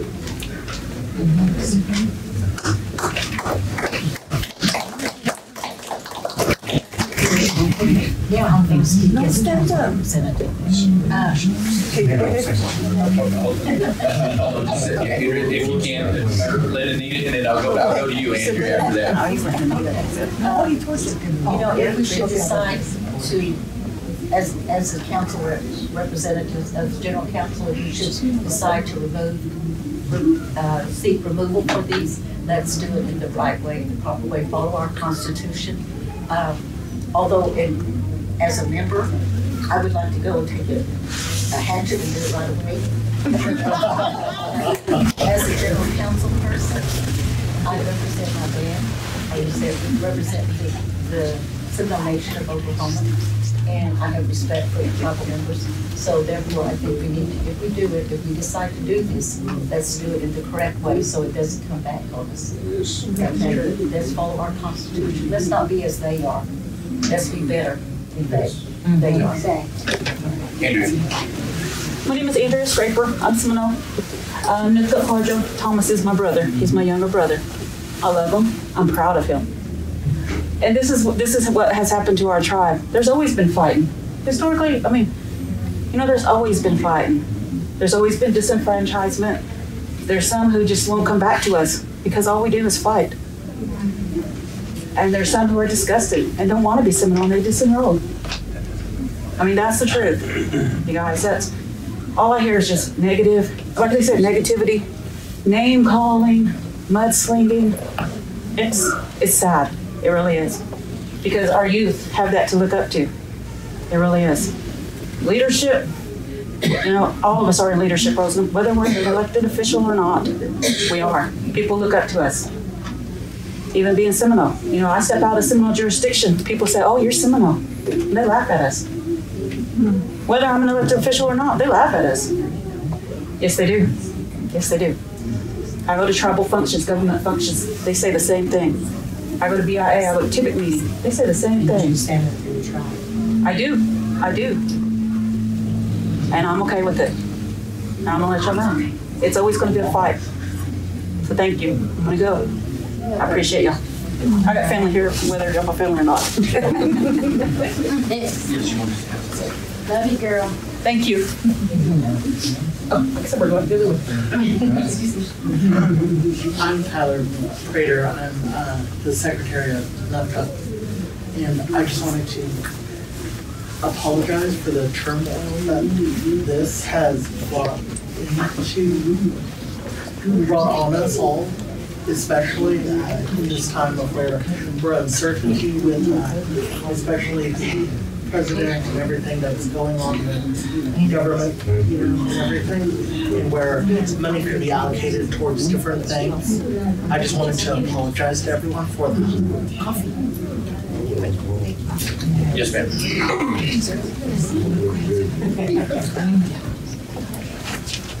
Well, I don't really want to. Okay. I just want to say a few words. My name is Jessica Chilcoat, and it is hard finding a way out, so we must set ourselves principles with all laws and values. We lose loved ones. We must cherish every moment and respect one another. Just like the seasons, times are changing. We must abide our natural laws, balance and peace with one another. Generation to generation, we must all know chaos, but it's now time to start new beginnings. Have respect for one another. Let someone speak here. We're here to make a difference. Stop being so corrupt. If you want to be corrupt, then corrupt yourself, not your fellow members of the nation. We need to be united. We all have wisdom. Have an open mind and let someone speak. We can all learn something, make a change. If something doesn't work, try another. Respect your chief. If you made sure, then there was something good. He has a purpose or he wouldn't have gotten this chance. Stop trying to find fault in someone that may be more wise than you. Stop looking for fault. You're only going to find it in yourself. There's a thin line of difference between you and another. We all need help. We all want what's best, not just for yourself, but for the whole nation. My name is Jessica Camacho, and I appreciate all you are doing in hopes of bringing back pride and change in our tribe. I'm in full support of the efforts of the Seminole Nation. You've all abandoned it. Thank you. I couldn't understand. I was an auctioneer. I was waiting out there. She did that. She wrote that in about 30 minutes one day. She just wrote it all down that quick. It was good. I didn't go too fast for me. So it doesn't say. I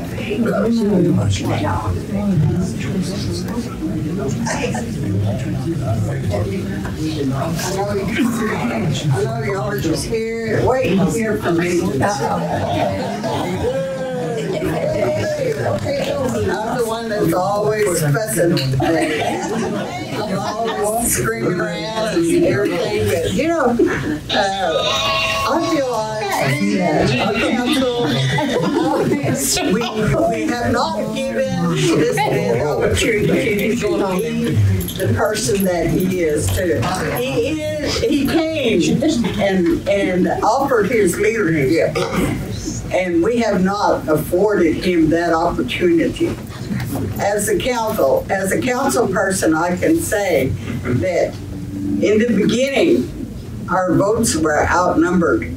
Those that supported him were outnumbered. And so it's been like that all this time.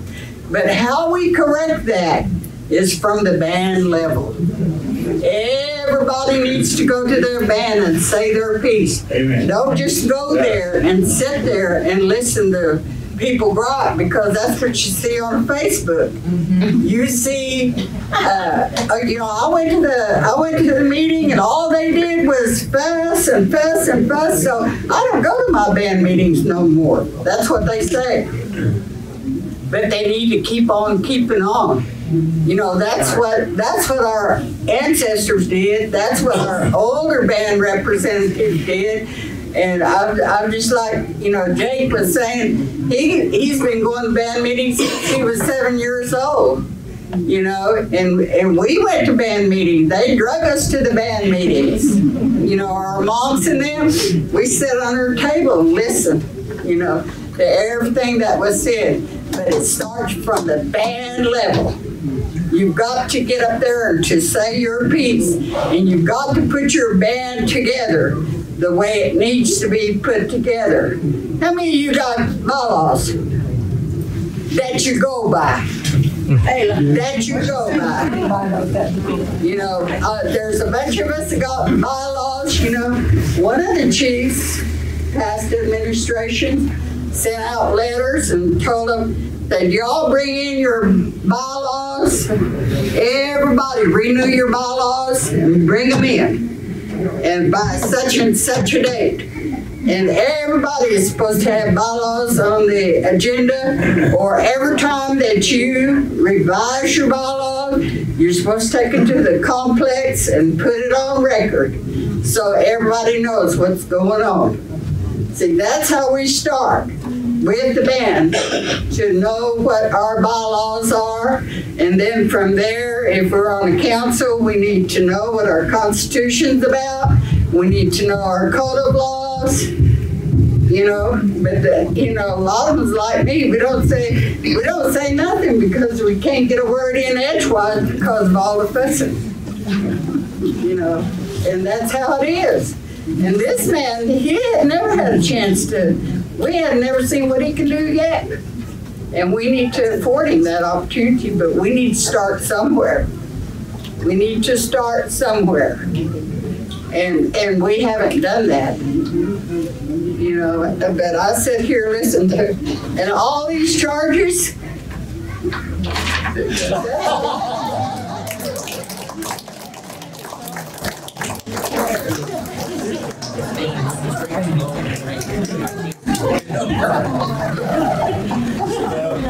As I stated a while ago, I'm one of the band chiefs. And there is, and Andrea was our chairman. She's chairman of our band chiefs. So Monday night, day after tomorrow, if you can make time at 6:30 in the evening, I'm inviting you all to attend our band chiefs meeting. You can listen to your own band chiefs and what they're saying and how they're doing it. I hope I don't step out of line. I try not to. But there's times that, I'm frustrated, as like Sandy said, I'm so frustrated. If I was one drop jigsaw, I've done been gone. I've spent 40 years on our general council. But I don't think it's worth it. And I know, same as my council chair, band chair, between Jonah Harjo, the lady deceased Jonah Harjo, between he and I, we had 70 years on this as council and as on the council. I hit over 40, he had around 30. We talking about starting young. I didn't have to get under the table. My grandpa made me sit under his chair. But I was interpreting for this nation as a little boy, about 6 years old in 1952. I slept under the bridges with the old ones because we didn't have money to afford a room. I rode in the back window of the vehicle because that's the only place that there was enough room for me to ride to go to Washington, D.C. But I guess that in 1959, when this Constitution came about, and I've heard this said by some of the people, council reps, say that, well, those people didn't have an education. So there were people sitting on there that couldn't speak a word of English either. So, but they wrote, to me, they wrote a heck of a piece of paper. I don't know how many of y'all own up to it, but that's my Constitution.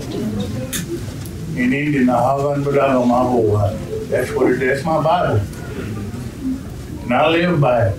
And oh yeah, we had our knockdown drags. I mean, not just oral, but physical in my band. We've had it. Had it on the council. I've seen it many a time. You know, I wish they would go back to like I think it was 62 or 63, something like that. We had a dispute as to who the chief was.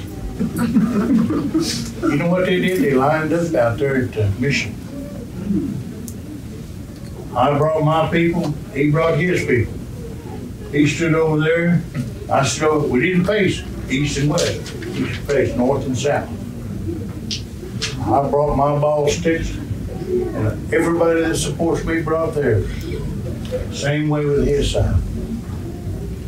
And he had a medicine man walk all the way down through there. When he got to the other end, he had that white handkerchief. When he dropped it, the survivor was the chief. I'm talking about beat downs, knots on your head, cuts all over you, but that happened. And you know what? Maybe that's where we might need to go back to anymore. I'm frustrated. At least I can get my frustrations out with Paris.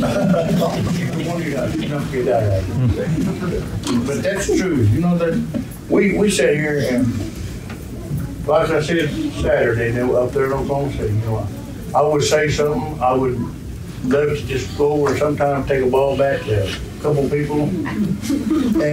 But the thing is, anymore, everybody knows Sue. Every time you turn around, I'll sue you. You said something wrong to me. I'll sue you.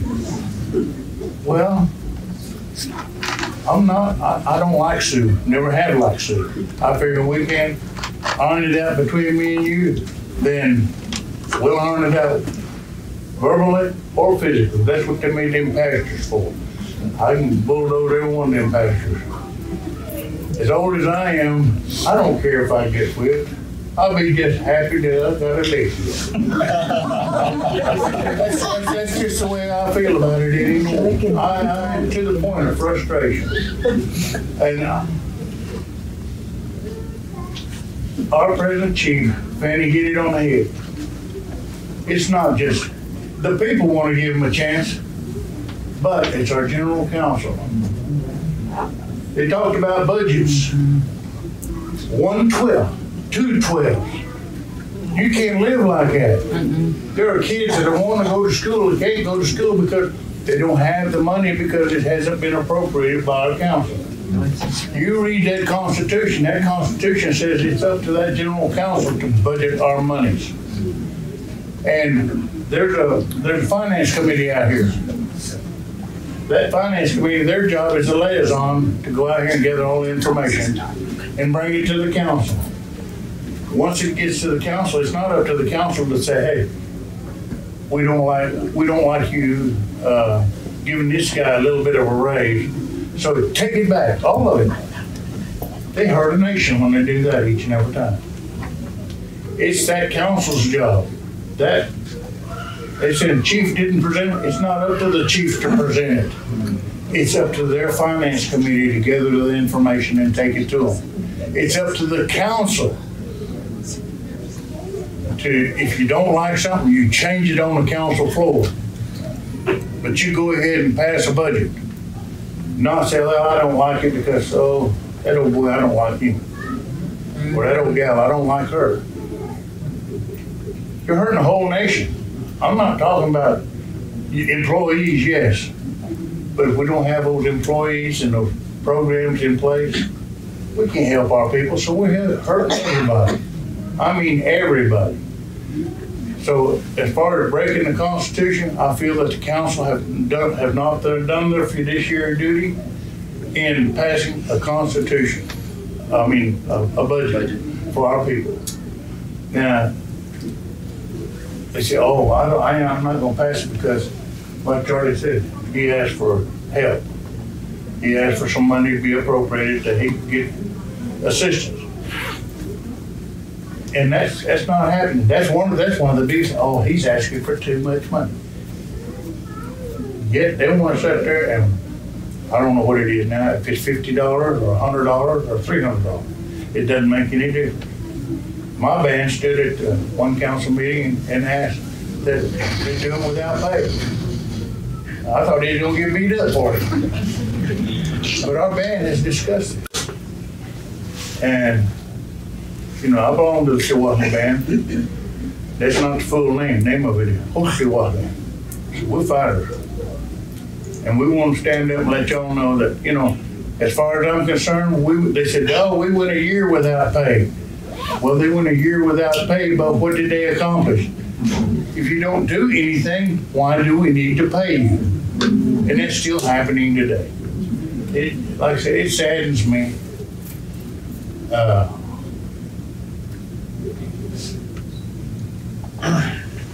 Yeah, I'll spill a tear too. Not for me. Not for you older ones. I adopted two of my great-grandkids. One of these days, they're going to be growing up and they're going to have kids. They're going to have grandkids. They're not even here yet. What kind of a future, and I'm going to say are we, because in our council, what kind of legacy are they leaving? And I just, you know, that's why I get so frustrated. And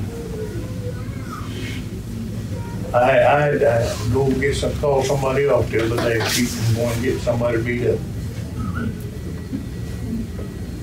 I live in Cornwall. And there's people down there that we're still old-fashioned. Lucky I'm not from Seminole because I couldn't handle it. But yeah, we need to look at it that way. What kind of legacy? Not just the council. What kind of legacy are we as a nation, as a people sitting here, that we can't control our own bands? We let, like I said, the bully, one bully, or two bully, or three bully our nation. You know, it's against the law to do that. Even in school. My old boy had to go to the office and sit for a week, every day, because they said he was bullying. All he did was protect himself. He said, the little boy come up and hit me, he said, I hit him back and the teacher saw it, so I'm bullying. We need to stop it. Somebody said we need to live in peace and tranquility. Well, that's never going to happen. Not with the Seminole people. We reserve the right to argue among ourselves. But we don't need to take it outside of ourselves and show it to the world. And I didn't like it when the newcomer bands, one brought this up, said that we need to live stream this. I didn't like it. But you know what? I think it's a good thing. A lot of people are hearing it, seeing it. They're looking at their band representative. But like I said, they're not going to their bands. Vanny's correct. It starts at the band. It starts with you and then the band. Because you're the people that tell these representatives what to do.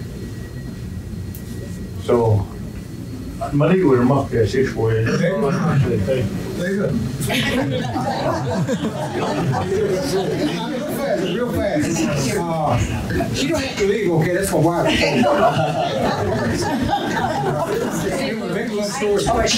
Long story short, okay?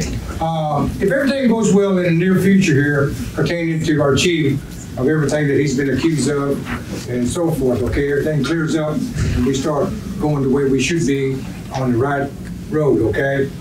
I can only honestly tell you this, okay? I would like to hook up with Rodney and Wayne, Fanny, and try to get that old resolution back implemented again pertaining to mental rights, you know. We checked on it before, like Snake's grandpa when he was here. We're talking anywhere, every tribal member would get anywhere between $20,000 to $30,000 per capita, okay? And I'd like to get back on that and reopen. It was back in 1998 when the resolution was made, all right? But anyway, everything faded away, so if everything goes well with the chief, I'm not trying to say that, hey, if it doesn't, I won't do it and all that, but he doesn't deserve this and all that. And what we're overlooking, like Wayne said, these little children that we're sitting up here is our future. We got elderlies that are passing away and all that. They don't have much time left. We need to take care of them first, okay? Instead of sitting on general council and looking out for ourselves first to entertain ourselves. I'm a bad dude, I'm a bad lady, I can say this, say that, everybody's following me. That's a no-no, okay? That only goes to show stupidity, okay? You know, we're all stupid in many ways, but we don't have to show it. But the fact still remains that it's very sad to hear what Chief said, that we had to pay like $27,800 when these little kids right here sitting here, some are going to school, to get $100 for clothing allowance, okay? That's sad. It used to be at one time like $250 and all that, okay? They had to drop all the way down to $100. Why can't we think about that instead of purchasing 918 acres of land over there? You know, we could have been using that money for the elderlies to get their little heating stoves and all that for the winter time, and also clothes for our kids, okay? They need that, all right? But nobody thinks about them. All we do is think about ourselves, that our band's better than them, we're stronger. It doesn't work like that, okay? We're all together. So what is going to happen this coming July if we don't pay the 918 acres and we got to pay $857,000? Are y'all going to blame it on him? Is he the one that was behind it? A lot of y'all will, or your council reps will do it, okay? So keep that in mind, okay? He had nothing to do with it, all right? But let's go with that. And right now, you know, we could have an entertainment center set up right now at the Mission, but they turned me down too. It only cost $2.2 million. We had it, but nobody wanted to buy it and all that. Now we got to go to different buildings and lease them. Chief standing right here, when he was a director of Seminole, he was going to take charge, he was going to run with it. We had all the plans and everything. We had the money, $2.2 million. But today, look at it, it sits empty out there, all the money disappeared, okay? So this is kind of chief you have, okay? We wanted to turn things into business, bring money in for our people. You know, we got to think twice before we start listening to others around us that's been here a long time that are so selfish, okay? And I'll thank Wayne for telling everybody that y'all need to go to your band. I hate to say that, okay, because we've got an assistant chief in our band, Tallahassee band, that hasn't been there all last year. That's sad, but we can do without him, okay? We'll do it. Thank you. I'm Robert Narkamy, and I just moved from Virginia out here. And I used to come out here for Nation Days and go to the meetings and stuff. And, you know, when you guys bought that mansion, I was in Virginia. I moved out, when I came back, what? And, you know, and I said all kinds of words, and I'm going, something's got to be done, you know? And I thought about it, I went, okay, now what band members did all this, and, you know, who voted all this in? And I didn't get no questions. I didn't get no answers. But, you know, I moved back, and I met this gentleman at Seminole Days, Nation Days, and he told me, see, I said, great, I need to talk to you. You know, stuff changes and stuff, and he goes, well, that's what I'm here for. I said, well, I'm here, I'm not moving. I'm here so I can say what I need to say, because when I came in here and go to the meetings and stuff, I wanted to say stuff. I wanted to say from my heart for the people and say, hey, this is, and if I say anything, who's going to pick up the ball and go with it when I had to go back to Virginia? So I didn't say a word, you know, and that hurts me inside because, you know, we are a nation, Seminole Nation. And, you know, and I'm back with my band. And it takes everybody the willingness to go back to their band meetings and do it right, you know, and do it, you know, and say, okay, we might have conflict, but hey, let's get together with all our band members, even if the old ones are out there that can't come to the meetings, go out there and come on, you know, so we all can learn, you know, and it's just not just a handful of people in the band, because your band is bigger, you know, because that's where it starts. Because you hear it from somebody else, it might change a little bit. But if it comes from the meeting and everybody hears it, then it's a lot stronger. You know, because I believe in this man. You know, and if he needs my help, I'll give it to him. You know, so anytime. You know, because I'm here for the people. I'm here for the elders. I'm here for the kids. I'm here for, you know, somebody that needs me. So, you know, that comes from my heart. Because we are a nation, you know, and when I was in Virginia, I was helping First Nation people out there. I call us First Nation people. I helped them. They wasn't, you know, Seminoles, they were East Coast. But I helped them. But you don't have, I says, doesn't matter. You're First Nation people. But you don't belong to a tribe. I said, you don't understand. You know, and those are the young people. You know, I'm saying, you are First Nation people.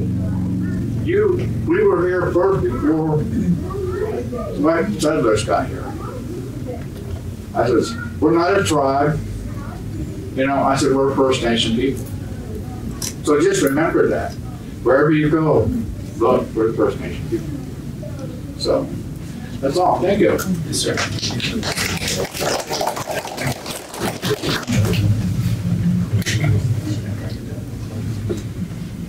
I just have no idea. I have two of the letters that was sent out. I apologize. I didn't make any more. But I just can't encourage everybody enough to go to their band meeting, because that is where it starts. Just like everybody said, we just take your voice and say it out loud up there. So go and voice your concerns. This needs to be addressed. Yes, Bertha. I would also like to add that not only do you go to your band meetings, but make sure your rep understands exactly what you are wanting him or her to say. Because I've heard reps get up and say what they want, not what the band wants. And I've been to different band meetings, and I've heard some of the bands say what they want, but I certainly didn't hear it from the rep. So I would encourage you to attend those band meetings, encourage your rep to represent you in the way you need to be represented on that council. And make sure your council rep understands all the Constitution has. And I think every one of those council members need to review the Constitution and know it by heart and how they have to stand up. Another thing I wanted to share with you just real quick so that you have an idea about this too. Because this is some of the things that all these things that we're talking about are all factual. I mean, they all take place. But there's fundamental stuff that we don't understand. All right, we have to create. Bottom line is, we have to create a better foundation. All right. Now, when y'all been for years working in those seats, no question, and you've done due diligence. You want to do due diligence for your band, and do all those things that make it work better for the nation. All right. But we have a fundamental flaw with our foundation. And it goes to the core. Because let's just put this down on paper, so to speak. Put it down on paper. What have we shown? If we're at point A, have we got to Z to show our progress? All right? No. Why haven't we can't use, we shouldn't be allowed to use, because there's excuses out there that we say we're always going to be in disagreement. We're always going to be in fighting. See? We're always going to be at each other's throats. What's that analogy they use? They just used it the other day. The can with the crabs, or you always crawl on trying to pull somebody down because you're jealous of them, afraid of what they're trying to do, how they're trying to do whatever. All right, proof, and no matter how you cut it, is in the pudding. Proof is in the pudding. I mean, we've been doing this for years. This isn't something new. This isn't rocket science. Why? We have to ask ourselves why. What is it that we're not doing to make those changes necessary to get ourselves from doing so we can move this nation forward, so that we don't have to worry about whether or not somebody's going to provide us money, since we're a sovereign nation, provide us money to be able to take care of ourselves. We're plenty intelligent. We've plenty got enough smarts to be able to handle that on our own. But proof is in the pudding, because we have not been able to operate for whatever reason. We can blame it however we want to. But we can't get from point A to point B to point C. So something has got to change with that. And the reason why I'm sharing this with you, we need, one of the things that that I come in on was accountability, transparency, and in leadership. All right. Now, we need to have more accountability. There's no question. We don't have the accountability in place to be able to do this. But we need more and Mr. Shaw will be up for this, and I know several others will be too, because it's been discussed. We need more separation from the executive branch, legislative branch, and judicial branch. Because I got to be able to move to be able to function and operate and move this nation into place. I don't need certain things being on that floor that get us into a variable question about a variable decision. That's on the business side. Because when I use this term, legislative, they're legislative bodies. Now our codes and our constitutions kind of commingle. They're kind of commingled there, so it gives it a little bit of a gray area. That gray area just is like, oh, game on, buddy, because that's where we get into our conflict. Because we do this, or well, we'll do this just because we think we can. Let's say that the sky is blue in our mind, but I'm going to tell you the sky's red. The sky's red. All right, no, I'm just saying, the sky's red. Bam, the sky's red. We're going to vote on it. See? But we have to have separation so that we can make and want to bring those things back to the council. Those things we want to be accountable. I don't want to not be accountable. Because the bottom line is, we say we're accountable, we're not being accountable. Not any time before have we ever been accountable. We say we're accountable, no we're not. No we're not. The nation to be. That's right. We say that, but we're not. We actually not. We're lying. On all accords. Because it's easy to pick on somebody once they're up there standing up there and they're wearing this on their sleeves and they're trying to stand in front of it and take all this. See, somebody's got to, they're taking you, they're hitting you, they're doing all these things, and I'm not going to say anything, but believe me, my name and my thoughts, nothing. You know what? The only two things I'm capable of doing is signing documents and fulfilling committee members. That's the Constitution. I can subordinate members and do a few things. That's it. So when we look at these decisions that have been made, I mean, really, you just got me up here so you can just take shots at me. I mean, serious. And everybody just stands around. Hey, let's just hit Greg. Let's just take a shot at him. The bottom line is, it's not me that made the decision. If we're dead, we are in bad. I mean, we're going to look like we're good on paper right now. Seriously, we're not. We have 918 acres of land that we have a balloon payment coming up of $850,000 that we can't afford to pay. All right, we've got land over here that we've got a note on that's over $1 million that we put a CD, we put $1 million CD up as collateral, and we say we're a sovereign nation. We're not a sovereign nation, because bottom line is here real quick, and I just want to share this too. All right, they was talking about the government being a business. I used two different terminologies there that distinctly are different.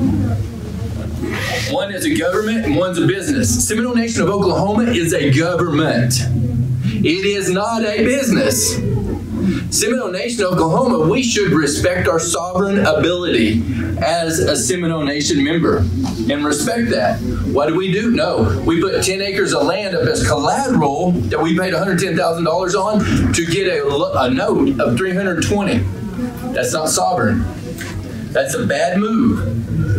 Then in these loans on these lands, we're way over our head. Way over our heads. Because we think we're business minded. No, we're legislative minded. We should be. We're government, not the business side of it. We have to be very careful how we move that way, because we haven't been in the past. And we need to shore that up. Not that I'm saying that we're not wanting to be transparent. That's not it. Or accountable. That's not either. We just need to shore up how we make our decisions for the nation moving forward. Because it's not politics.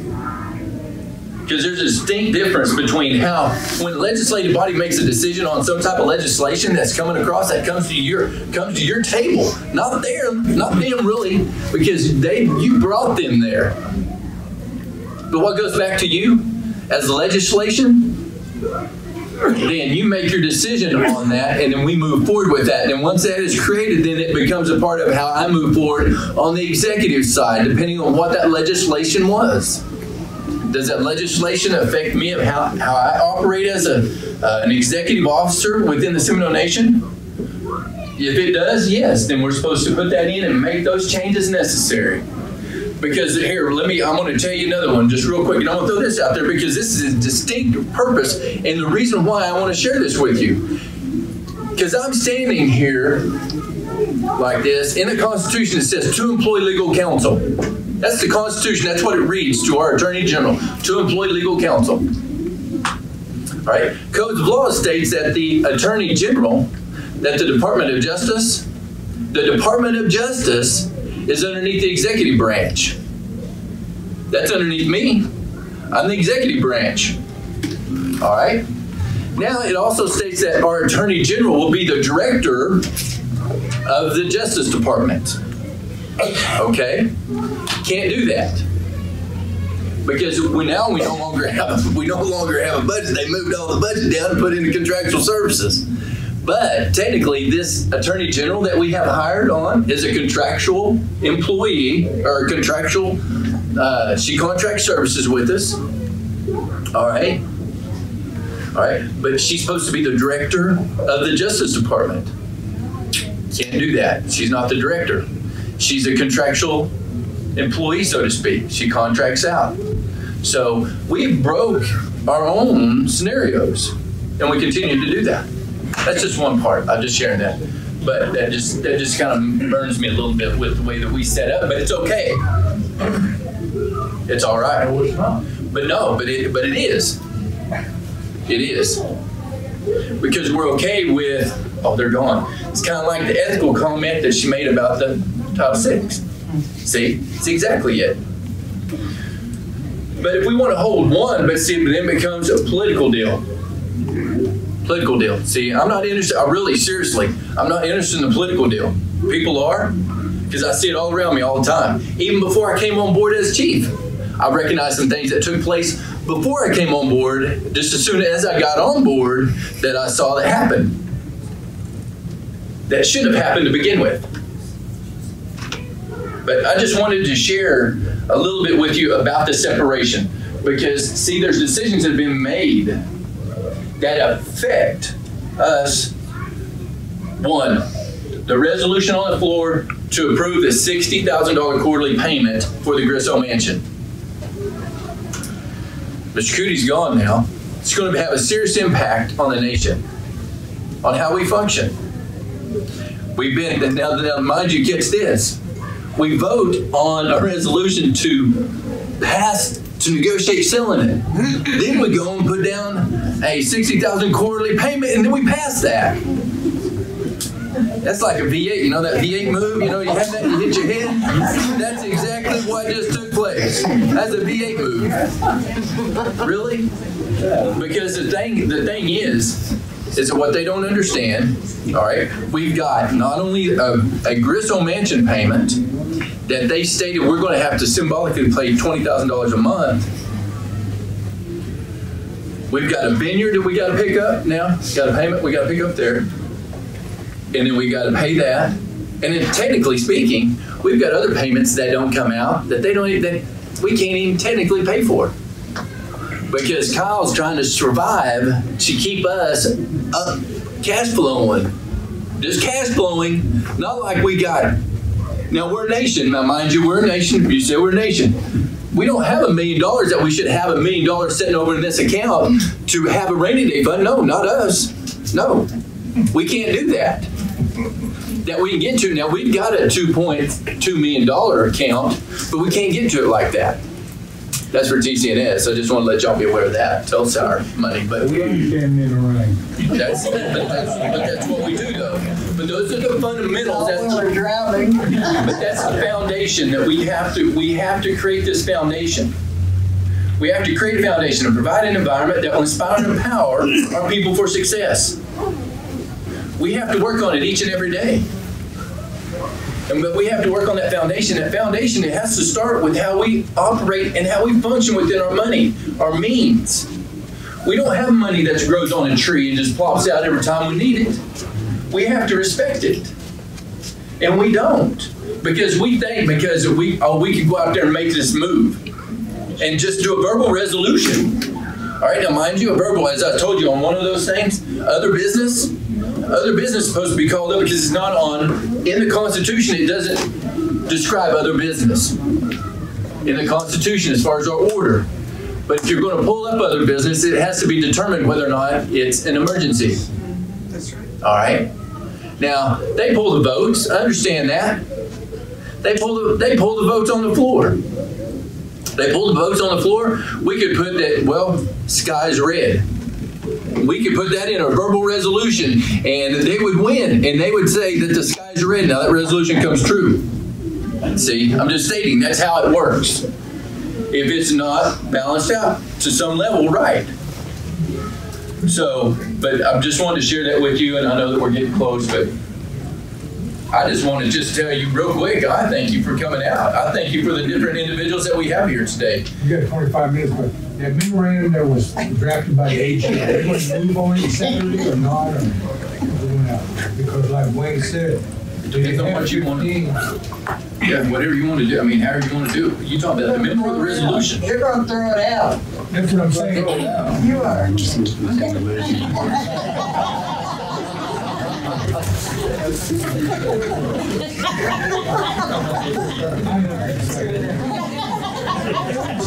No, for real though. I mean, are we going to act on it or not because it wasn't done right? It wasn't. I think I wouldn't worry about it because it wasn't done right, and people would, a member or on the board, and they did it on themselves. Exactly. Only 5 did, and like Anita said, and like Chief said, they put down the Seminole council, which 28 of us, we did, and they even put the people in, the people that have nothing to say. So, Chief should need to respond to it. Agenda. Throw it out. Can you throw it out? Beginning of the meeting, from the agenda. Yeah. It should be, but he's going to make up the agenda for next Saturday. It's already made up. It's already there, so now you got to delete it. And if they're on the council, they should be gone off the council. If they're, you know, if they're on there somewhere, if one of them's on there, they should be gone. I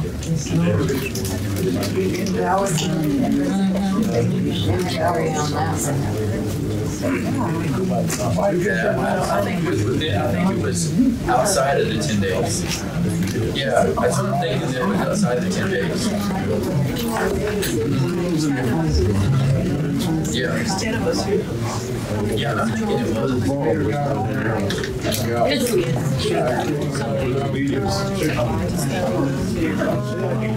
Delusion's not what's up front.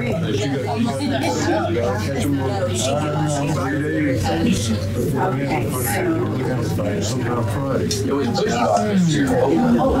pushed but what I can't figure out really on this is how it got from one day it's been this, from this to a resolution and got on the floor because I'm not exactly sure. Yeah, I mean, she discussed it with him, and they come to this conclusion that, because see, I was under the impression that it wasn't going to be this meeting, that anything's going to be on this meeting, that it would be down the road, April 27th, but it come out on the, as a resolution. I was like, Well, it's kind of like they suspended your willpower, and then all of a sudden, you know, go away. yeah. She was able to push that. That's exactly. But it's okay, so. You're getting close. It was such a steady Plan is what she's not, because you're getting really close to exactly what he did wrong, because he's the only voice that brought this to the floor, and she's doing what he's asked.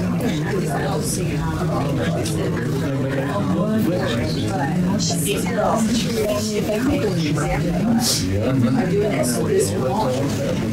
exactly.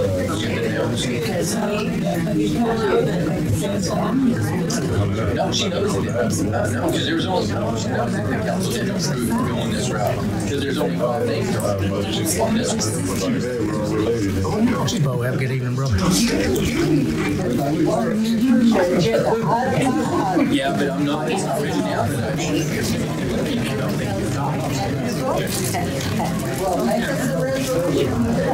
That's the kind of resolution that we need instead of this. Yeah, sir. You doing all right? I'm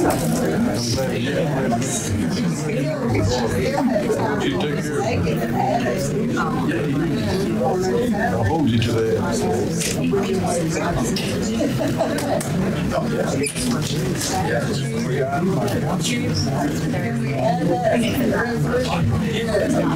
Well, you can make a verbal resolution. We can do a verbal. Well, it's not, it had to be determined whether it's emergency or not. That's not an emergency. Good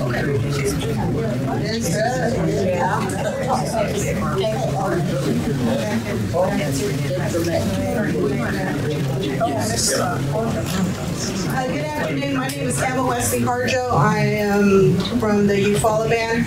But I was just wanting to tell the chief, but you can go ahead. I just wanted to go back to something that was said about setting the agenda, because I have never known a chairperson or a chief who never set his own agenda. That's right. So I don't know, who's been talking to you or who said what, or it must have come from the council, but when you're on the council, you're the chairman of the council. Every chairman has always set their own agenda. I've been a chairman of different committees within the tribe. I set my agenda. If you're the chairman of the council, you should be able to set your own agenda. It's always been that way. I don't know what's changed. I just wanted to say that. Yes, you did, yeah.